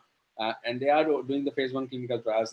People have already done some of those. They've done a non-human primates trial with some results which may be promising. We don't know, sir. We definitely expect that all of this will come to fruition, and we definitely will have some vaccine by end of this year or early next year for sure. With a lot of effort is going on all across. It's not like just simple one-step thing. People are doing, as I said, at different levels. At the cellular level, or maybe engineering. Total different things with antibodies, targeting mTOR pathways or whatnot, and trying to see that they can then win the race. But I don't know. Everybody's trying for sure, and we are ourselves doing the same thing. And we hope that we win the race. But I don't know, whosoever wins. I think it's as you said, it's good for humanity. But hopefully it will happen. And I think there's a lot of concerted effort which is happening. So fingers crossed, and hopefully it will. So this to add, what I feel, this COVID-19 has taught a lesson to the humanity to be organized in a well-mannered and disciplined, hygienic, and nutritionally, one should be very much cautious what they are eating. That is more important, as commented by Professor Garg. Yeah, what you are eating, that also matters a lot. Okay, not only the junk food or something like that. What the ancestors or all the earlier people have thought from the Indian style of eating, we have developed that. We have left that, and then because the eating habit also to be checked. So this is the lesson being taught by nature to the humanity to be disciplined, organized, and also be hygienic in condition, and also have a nutritional diet. That's my only comment, what I feel. Till that time the vaccine comes out or some that treatment follows. Yeah, that's no, all you're right. my It has certainly taught a lesson, and that is how everybody should do, and hopefully they're doing it. But yeah, you're right. I agree. Everybody would agree. We have learned our lessons. ये कहावत है ना कि nature सिखा देता है क्या करना है, कब कैसा करना है. So it is now a time that man or the humanity should learn to behave properly and for the welfare of the humanity. That's all my submission. Yeah. Paritosh जी और प्रोफेसर लक्ष्मी बाला जी को अनम्यूट कर दीजिए, वो कोई क्वेश्चन हैंड रेज किया है उन्होंने. Professor Lakshmi बाला, उनको अनम्यूट कर दीजिए. She wants to ask something. It says 2 participants have raised hand, and I see Dr. Garg also raising his hand. Okay, then if Rabia Shah, she has also raised the hand. Paritosh ji, can you hear me? Engineer Paritosh or Engineer Ramesh, can you hear me?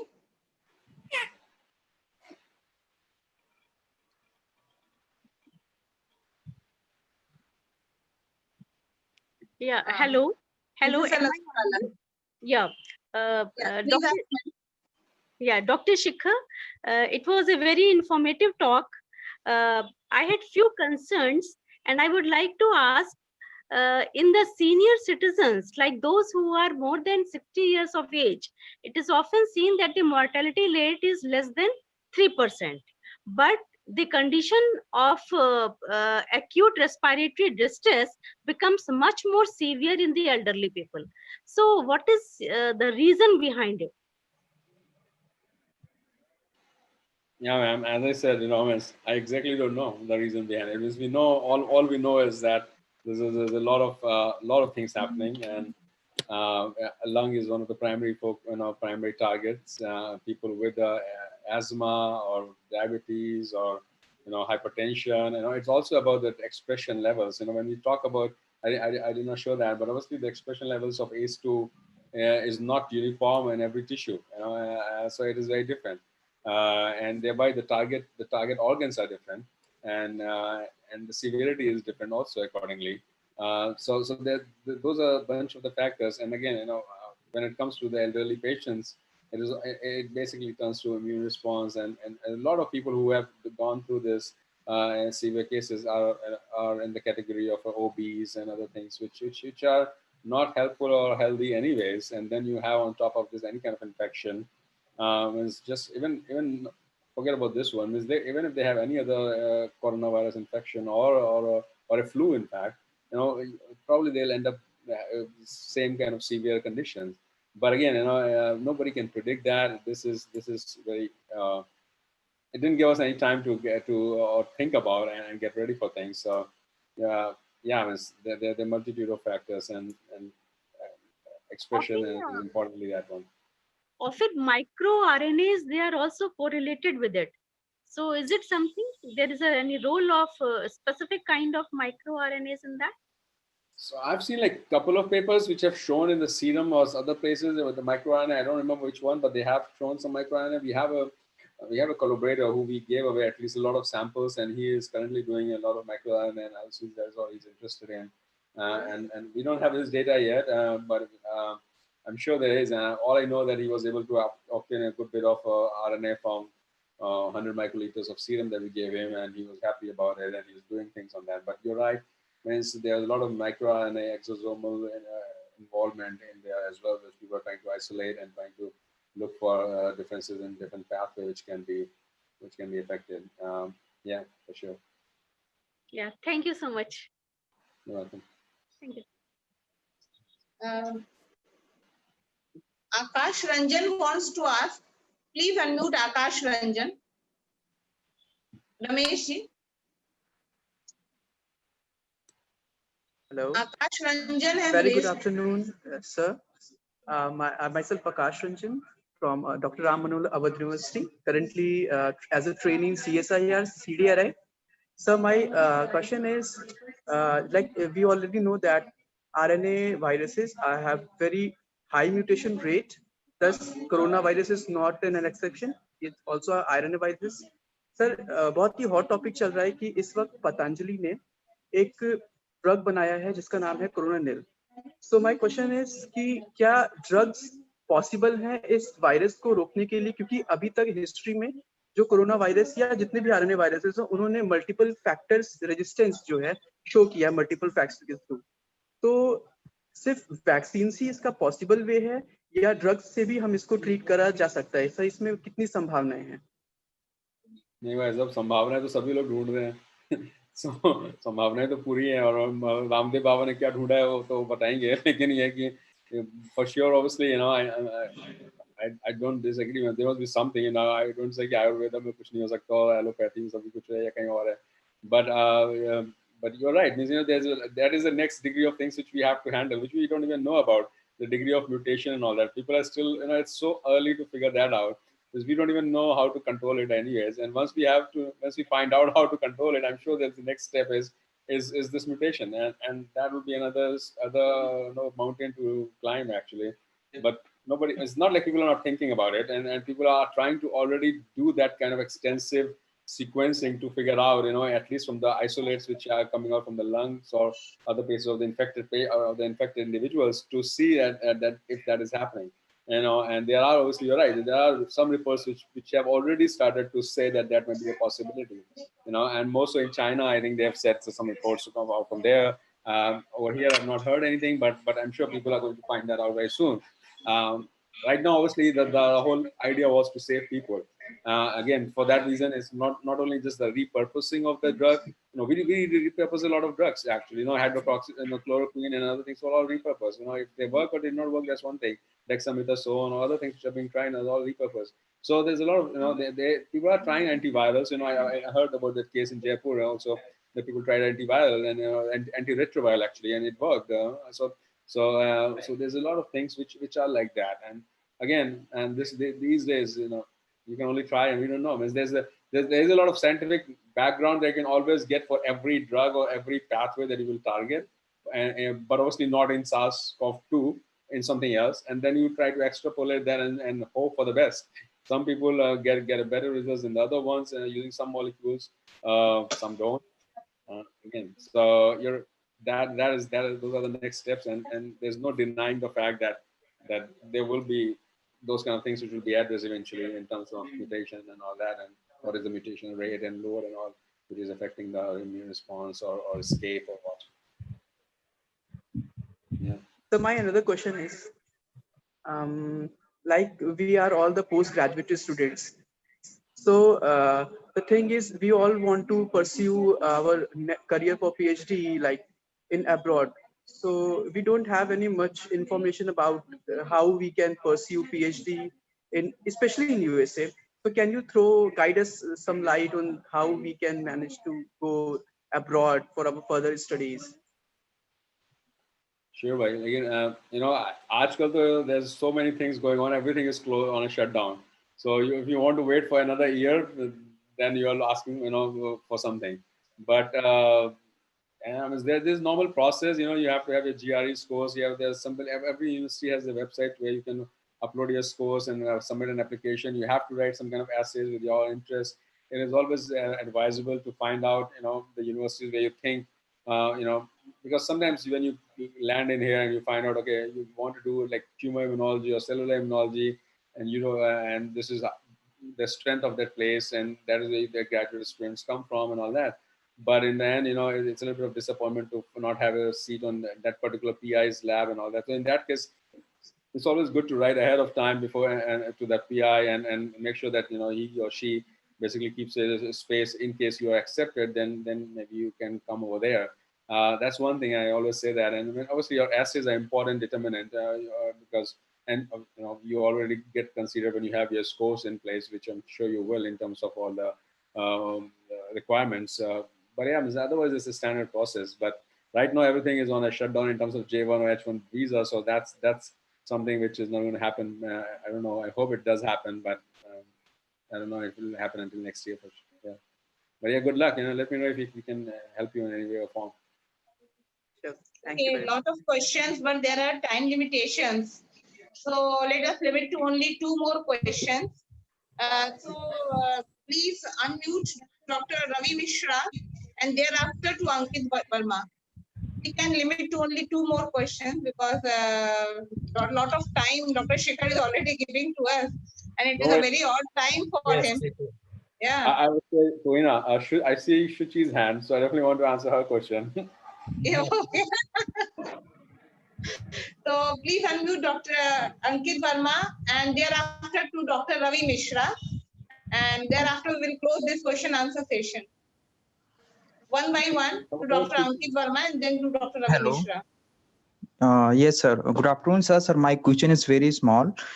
Is the COVID virus present in the positive patient serum, blood and serum? See, so in terms of serum and also blood, there's a very, very minute amount and almost nothing in the serum. We have tested that when we handle serum day in, day out.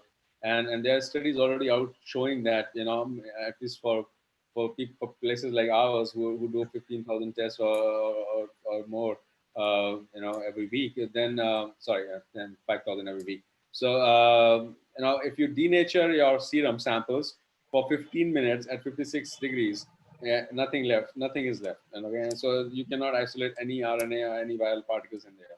And even before that, it's very hard to do that. But even if you want to take extra precaution, there's nothing in the serum anyways to begin with mostly, and they're published literature if you search for it. But if you did 30 minutes or 15 minutes even, there's as a measure of precaution for 56 degree and to denature samples, it's all good to go. You can handle in a BSL-2 lab after that. Okay. Ravi Malviya is connected, then you can please take his question, Dr. Ravi Malviya. Otherwise, we will go ahead. Rameshji, please check if Dr. Ravi Malviya is connected. Dr. Suchi will also ask a question, Doctor. Please. Okay. Please connect Dr. Shuchi. Please unmute her.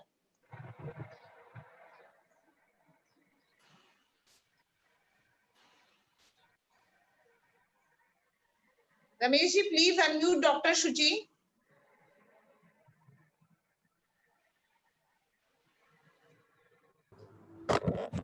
Ma'am सूची ma'am Dr. Shuchi Srivastava, yeah. She's Simply unmuted written now. Shuchi Srivastava. She's unmuted. I see her. She's unmuted now. Hi, Shikhar. Yes. Hey, how are you? I'm fine. I just want to ask, is there any evidence that multiple mutants are infecting the same person? People are saying that there are multiple mutants of this COVID-19 is now. They are We don't getting know that mutated. yet. As I said to the previous question, which was asked by I think Akash, is the same thing that we don't know that yet. Means are there any mutations or not yet? Means yeah, right now that has not been so comprehensively done to say or comment anything on that kind of stuff. Means there's no data yet to that extent. And again, as I said, this is a very brief period, so we have not got that much data out of showing that there's different mutations happening already in the same person. Like And what will be the probable reason that the peoples who are dealing with more people, there's a police person or the doctors, they are getting more infected, or the this storekeepers and grocery keepers, they are getting more infected. Here's the thing is, it's all about the viral load. If you are at one place and you have people passing through, out of which you have 6 out of 10 people or more than that. Even the 6th person are infected. The person who's stationary, like a police person, who's getting basically exposed to all these individuals. His viral load is going to be definitely higher than anybody else. And obviously, it's more about if they are cautious, which I'm sure they are, but they are getting infected, no doubt about it. And even here also, it's not like that. Because people are trying to get out and play games already, going to the clubs or the beaches, and or having the pool parties, and then they're getting infected after that, and everybody's getting infected after that. And it is like if you are in one vicinity or which is a close vicinity for that reason, then you definitely will have more chance than if you're sitting outside, and staying outside. Indoors are obviously that is a not preferred way to go these days in anywhere, any kind of congregation and all that. I'm a webinar Okay. talk chal raha. That means probably the viral load is important, not the different mutants are getting is infecting the same person. Yeah, I mean, so obviously the viral load, and again, it comes back to that. We will all talk about immune health of that person. Or We cannot concurrently say what is happening, but mainly the viral load may be the important thing. Yes. Can you hear me, Shachi? Thank you, Shikhar. Hello. Yeah. Thank you, Tuina. Hello. Okay, Dr. welcome, Garg, yeah, welcome. we can hear you, Dr. Garg. Garg sir wants to ask a question. Dr. Shikhar, Garg sir wants to ask some query. First, I wish to reply the query of Shuchi. Yes, at a time, not only multiple strains, but even different type of viruses can infect a single individual. That is true. It happens in case of plants. And they undergo, here in case of animals also, this is possible. This happens rather. And there is a possibility of recombination there inside after infection. And some new mutant appears. That is one of the strategy of getting the mutants, that there is a recombination of the different strains inside. So yes, Okay, they can be infected. Okay, sir. Because I have certain queries. Sure, sir. In paper, I read that there are several variants. For example, in case of Gujarat, it came that 12 different variants of COVID-2 are present in a single city, Ahmedabad. And likewise, there was in Baroda also. So it is always there, and perhaps that is due to mutation only, very fast mutation rate. Because in case of RNA viruses, the rate of mutation is 1,000 times higher as compared to the DNA viruses, because of the lack of proofreading and error correction mechanisms. So obviously, I'm sure like that is the case, and but again, we don't know still that if one of the variant is more infective than the other one, or what. So those kind of things then still in infancy, as you said, and we just definitely don't have much to say on that. But I'm sure that's going to happen. That's one of the immune escape mechanisms for these infectious agents to harbor themselves and stay alive, and for sure that's going to happen. What about then the success of the vaccines? Because we cannot prepare the vaccines against different type of the variants of, I mean, within the same city, there are various variants, and there are several countries which are involved. So we can have the innumerable number of the variants. Yes, so Won't like, be a challenge? definitely everybody wants to have some kind of a universal vaccine, which obviously is not the case all the time. And obviously, we all have seen as we have been growing up that we have gone from like from the point of universal vaccine to personalized medicine now, and there's a reason for that. When we're talking about personalized medicine for anything, because everybody is different. In case of tumors, we know that a lot. And the same is true in this case. Obviously, we are so early that we cannot have personalized vaccine done in a short period of time when the infection just comes up and people just are going down within like 2 weeks or 3 weeks. People are trying that, but it's not going to. So obviously, people are trying for universal vaccine. Because right now, obviously, the strategy has been that you target on S antigen. S antigen has been the key where people have been targeting for preparation of any kind of vaccines. And obviously, this is a long protein which has got a lot of different immunogenic epitopes and all that. So obviously, when you're talking about immune response and all, so it's not the antibodies for RBD specifically. They are there. Means if they are there, then they are there. And even if there's a variation of S or something, means they can target if they are neutralizing, they can target it. So again, as I was mentioning, the people are trying to get to different antibody engineering kind of processes to address those kind of questions that you just mentioned. That even if there's a variant or something, if you target something which is kind of conserved, between the different variants, which is not hard to find out, and that is what the whole goal is or will be in that case. Then if you have that conserved sequence, so which can be used either as and can identify if there's in that conserved sequence if there's an immunogenic site or immunogenic epitope, or which can at least elicit more T cell or B cell response and more antibody, which can still be there. Then you have the universal epitope form, which is common. So those are the strategies which are already being pursued, which have been pursued in the past for other things. Will be the same with this one too. But again, you need to find out that whichever the variants are, do the whole sequencing, and then do for bioinformatics kind of stuff, which by God's grace, we have got so much moved on in technology in this 10 years or so, in last 10 years, that those things are feasible and are approachable, are kind of not exorbitantly costly. So we can at least manage that and get that within a very short frame of time. And those are the things which are certainly being done for sure. But that's a good point, though. Because in one of the papers, I have read that S proteins are less prone to mutations. I mean, that gene is less prone to mutations, and therefore that can be targeted for the vaccine manufacture. Moreover, then different variants, as there is cross-reactivity of other type of coronaviruses with the COVID-2. So I'm sure there must be cross-reactivity of the various strains of COVID-2 itself, various variants of COVID-2 itself. My another small query is regarding the asymptomatic carriers. In asymptomatic carriers, how do they infect the healthy persons? Because they are asymptomatic, means the virus is not multiplying at a high rate in such type of patients. So that's a good question, and we have a lot of things going on for that kind of project, because as I said, because we have already taken the samples from the state of South Carolina over here, and 50,000 of them, and we have identified a bunch of them, which is, as I showed in their graph, there are only 2 to 3% which are positive from the asymptomatic population. But then we are trying to approach them back to get more samples. The whole idea being that obviously to look for what is unique about them. That's a big open question. What is unique about them? Means are they just having are they super responders? Are they having a high titers of neutralizing antibodies? Are they having a different isotype or subtype of antibodies? Do they have a mix of more IgM, IgA, or whatever in there except just IgG, which kind of brings in more other things into play? And there's a lot of things like that. And again, is the cellular immunity is another important thing.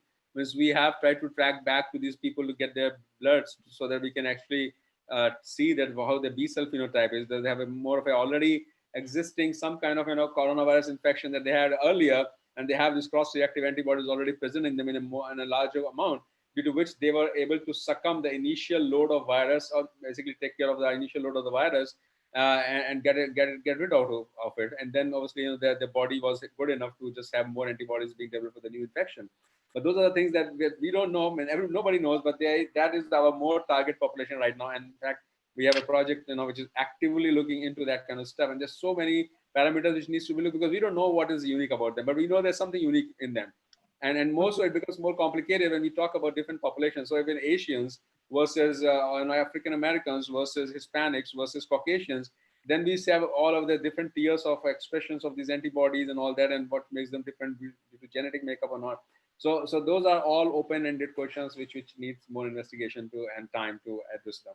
But I'm sure it will be addressed very soon.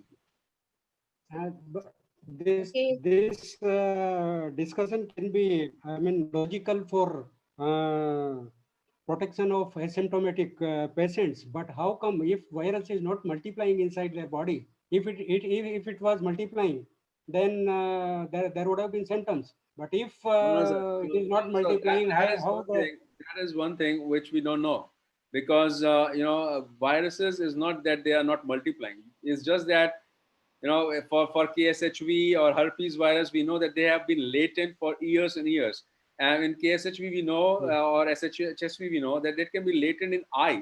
Eye is an immunologically privileged area where they go and sit there for years before they come back and do it again. That is why everybody who gets herpes, at some point of time, they get shingles and all that. So it is latent within our body. It is not that it is all gone completely. It is just that it is not at the site where it can be tracked. And when we have our specimens coming from, where we have the ability to get those specimens, and then they're not trackable over there. So, but it is not like they're completely gone. Nobody knows that. If they are latent and found out somewhere else, and that is what people are trying to do. You will not believe that the people are trying to do every tissue in the body of a dead corpse or anything else to try to find out if it is in the cerebrospinal fluid or wherever it is, that are there any traces of RNA of that virus which has basically gone and sat there as if another site. So what are the secondary sites? Nobody knows that yet, because they are trying to find that out, and that could be one thing. It's just that it has moved to a secondary site. Could you throw some light on interferon therapy? Because about this virus, I have learned that it mimics the interferon production by the infected person cells. So the interferon therapy also seems to be. I know that is an important mechanism, but I have not done too much of reading on that kind of stuff to answer this. So I'm sorry about that. Then some of the people are working on ACE2 suppressor drugs. Yeah. And I have read that these ACE2 receptors are present on most of the cells of vital organs. Are these vital organs also directly infected by the COVID-2? So the expression of ACE2 is different, and I know there's a lot of that in the intestine, heart, and testes and other places. I don't know about a lot of other places, but it is expressed at different levels. Means I know that. Means it may be that it is present in a lot of other places. I know that it's not present in brain as much. I think so. I know it is present. There's a lot of cardiac issue with that expression. No, other than that, I don't know. But yeah, it's wherever it is, everything could be a target because it's. But again, we know only ACE2 right now, man. As I said, there was another one, a paper which came up for CD147, which is a different receptor for that. There was a paper which was earlier for a different kind of coronavirus family for a CD26. But those are the things which are still being confirmed. That are there any other receptors for that? We don't know that. And then if that is the case, then obviously it could be a different pathology which is coming out. Could be very different. It's not just ACE2 dependent. Or targeting ACE2 may be partially helpful, but not like all of that. But yeah, so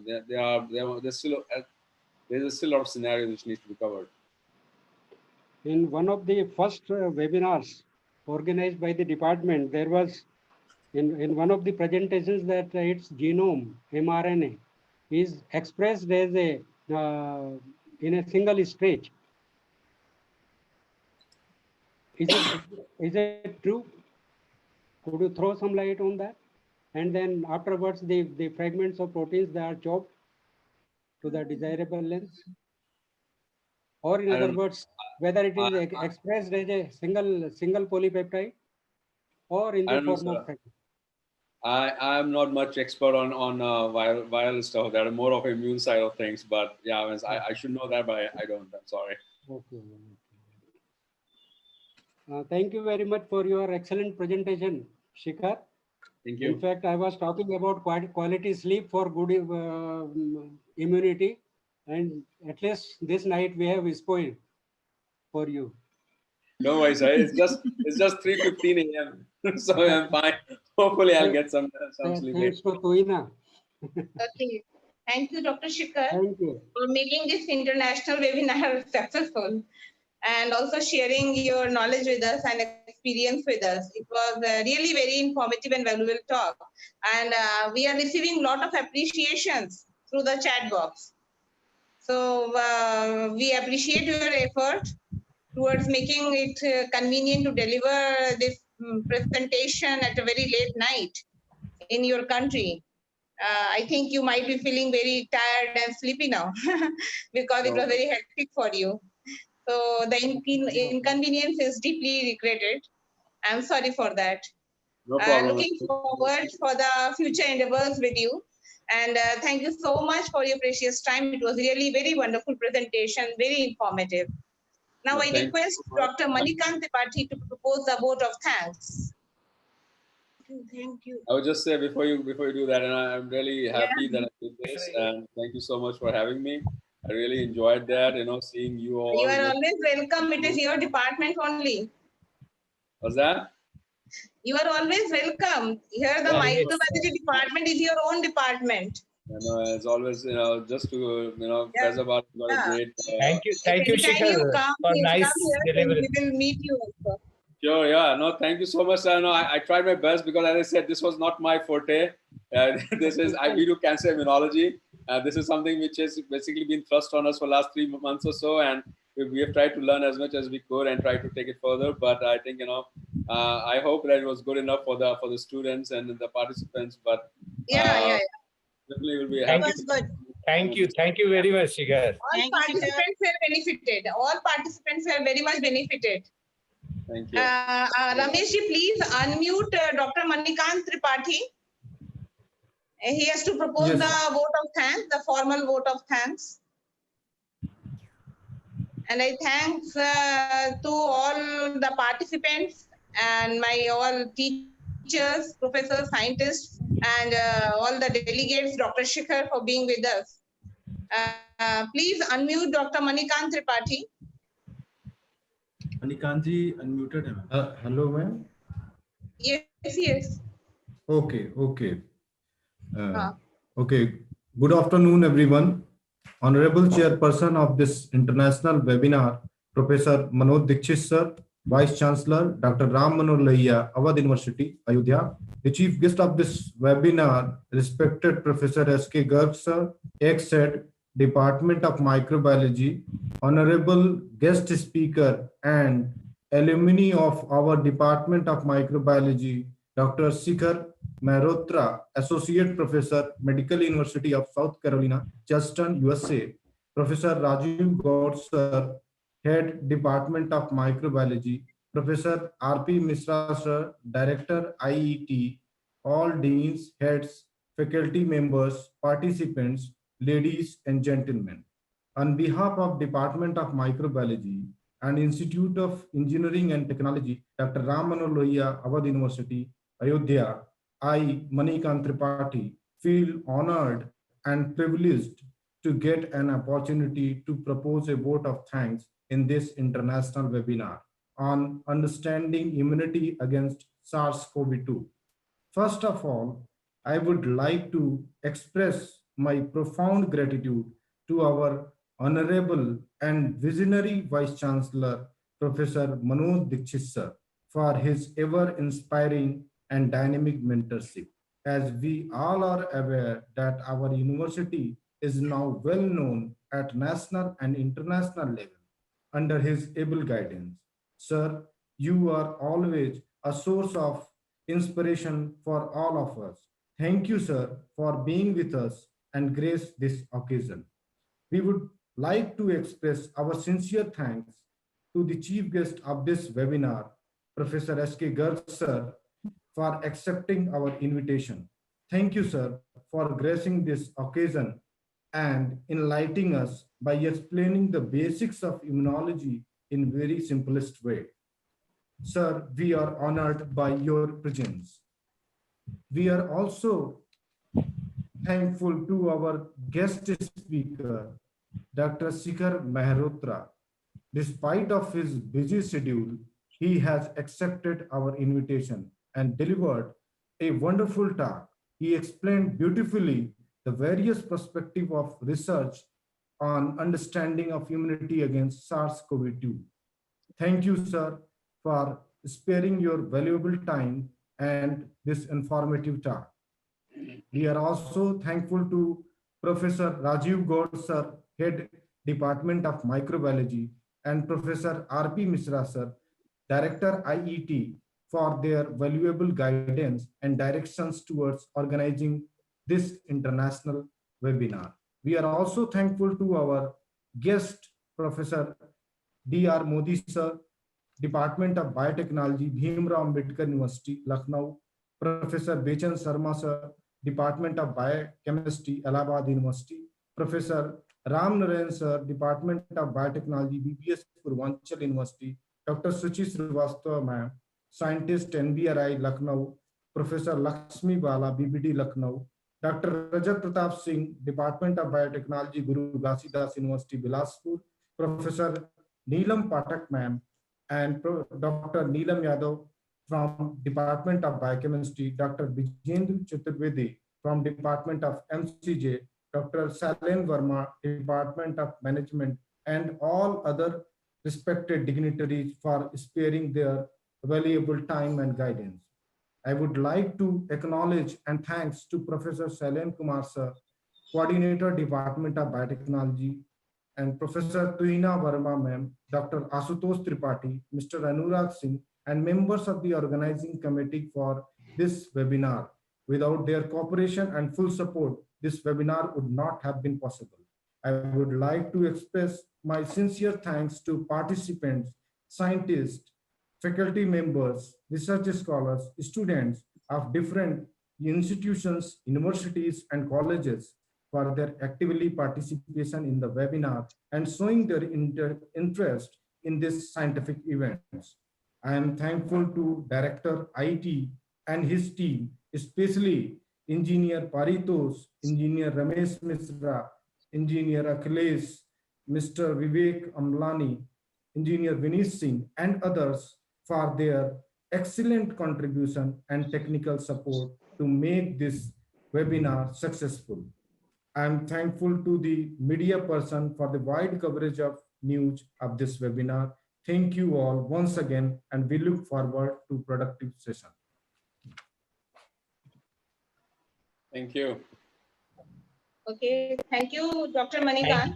And we are really special thanks to Dr. Shikhar, as he was very busy nowadays. He was in his project work, but still, after my request, he accepted it and he managed the time. And it was really very nice to hear him and to gain a lot of knowledge, what he has experienced till now. So, and I thank you all also for being with us. So now it's time to end this webinar with the national anthem. I request Engineer Ramesh and Engineer Paritosh to please play the national anthem. Thank you all once again. जनगण मन अधिनायक जय हे भारत भाग्य विधाता पंजाब सिंध गुजरात मराठा द्राविड उत्कल बंगा विंध्य हिमाचल यमुना गंगा उच्चल जलधि तरंगा तव शुभ नामे जागे तव शुभ आशीष मांगे गाहे तव जय गाथा जन गण मंगल मङ्गलदायक जय हे भारत भाग्य विधाता जय हे जय हे जय हे जय जय जय जय हे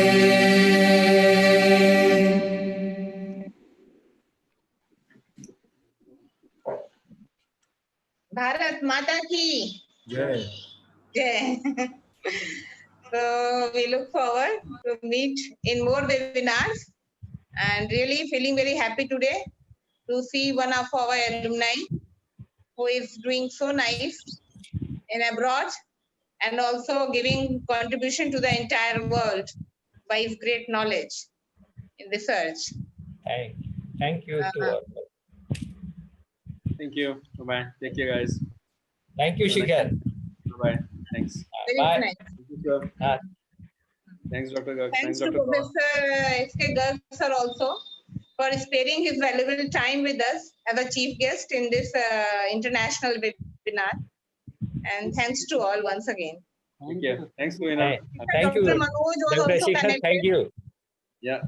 Bye. Thanks. Nice.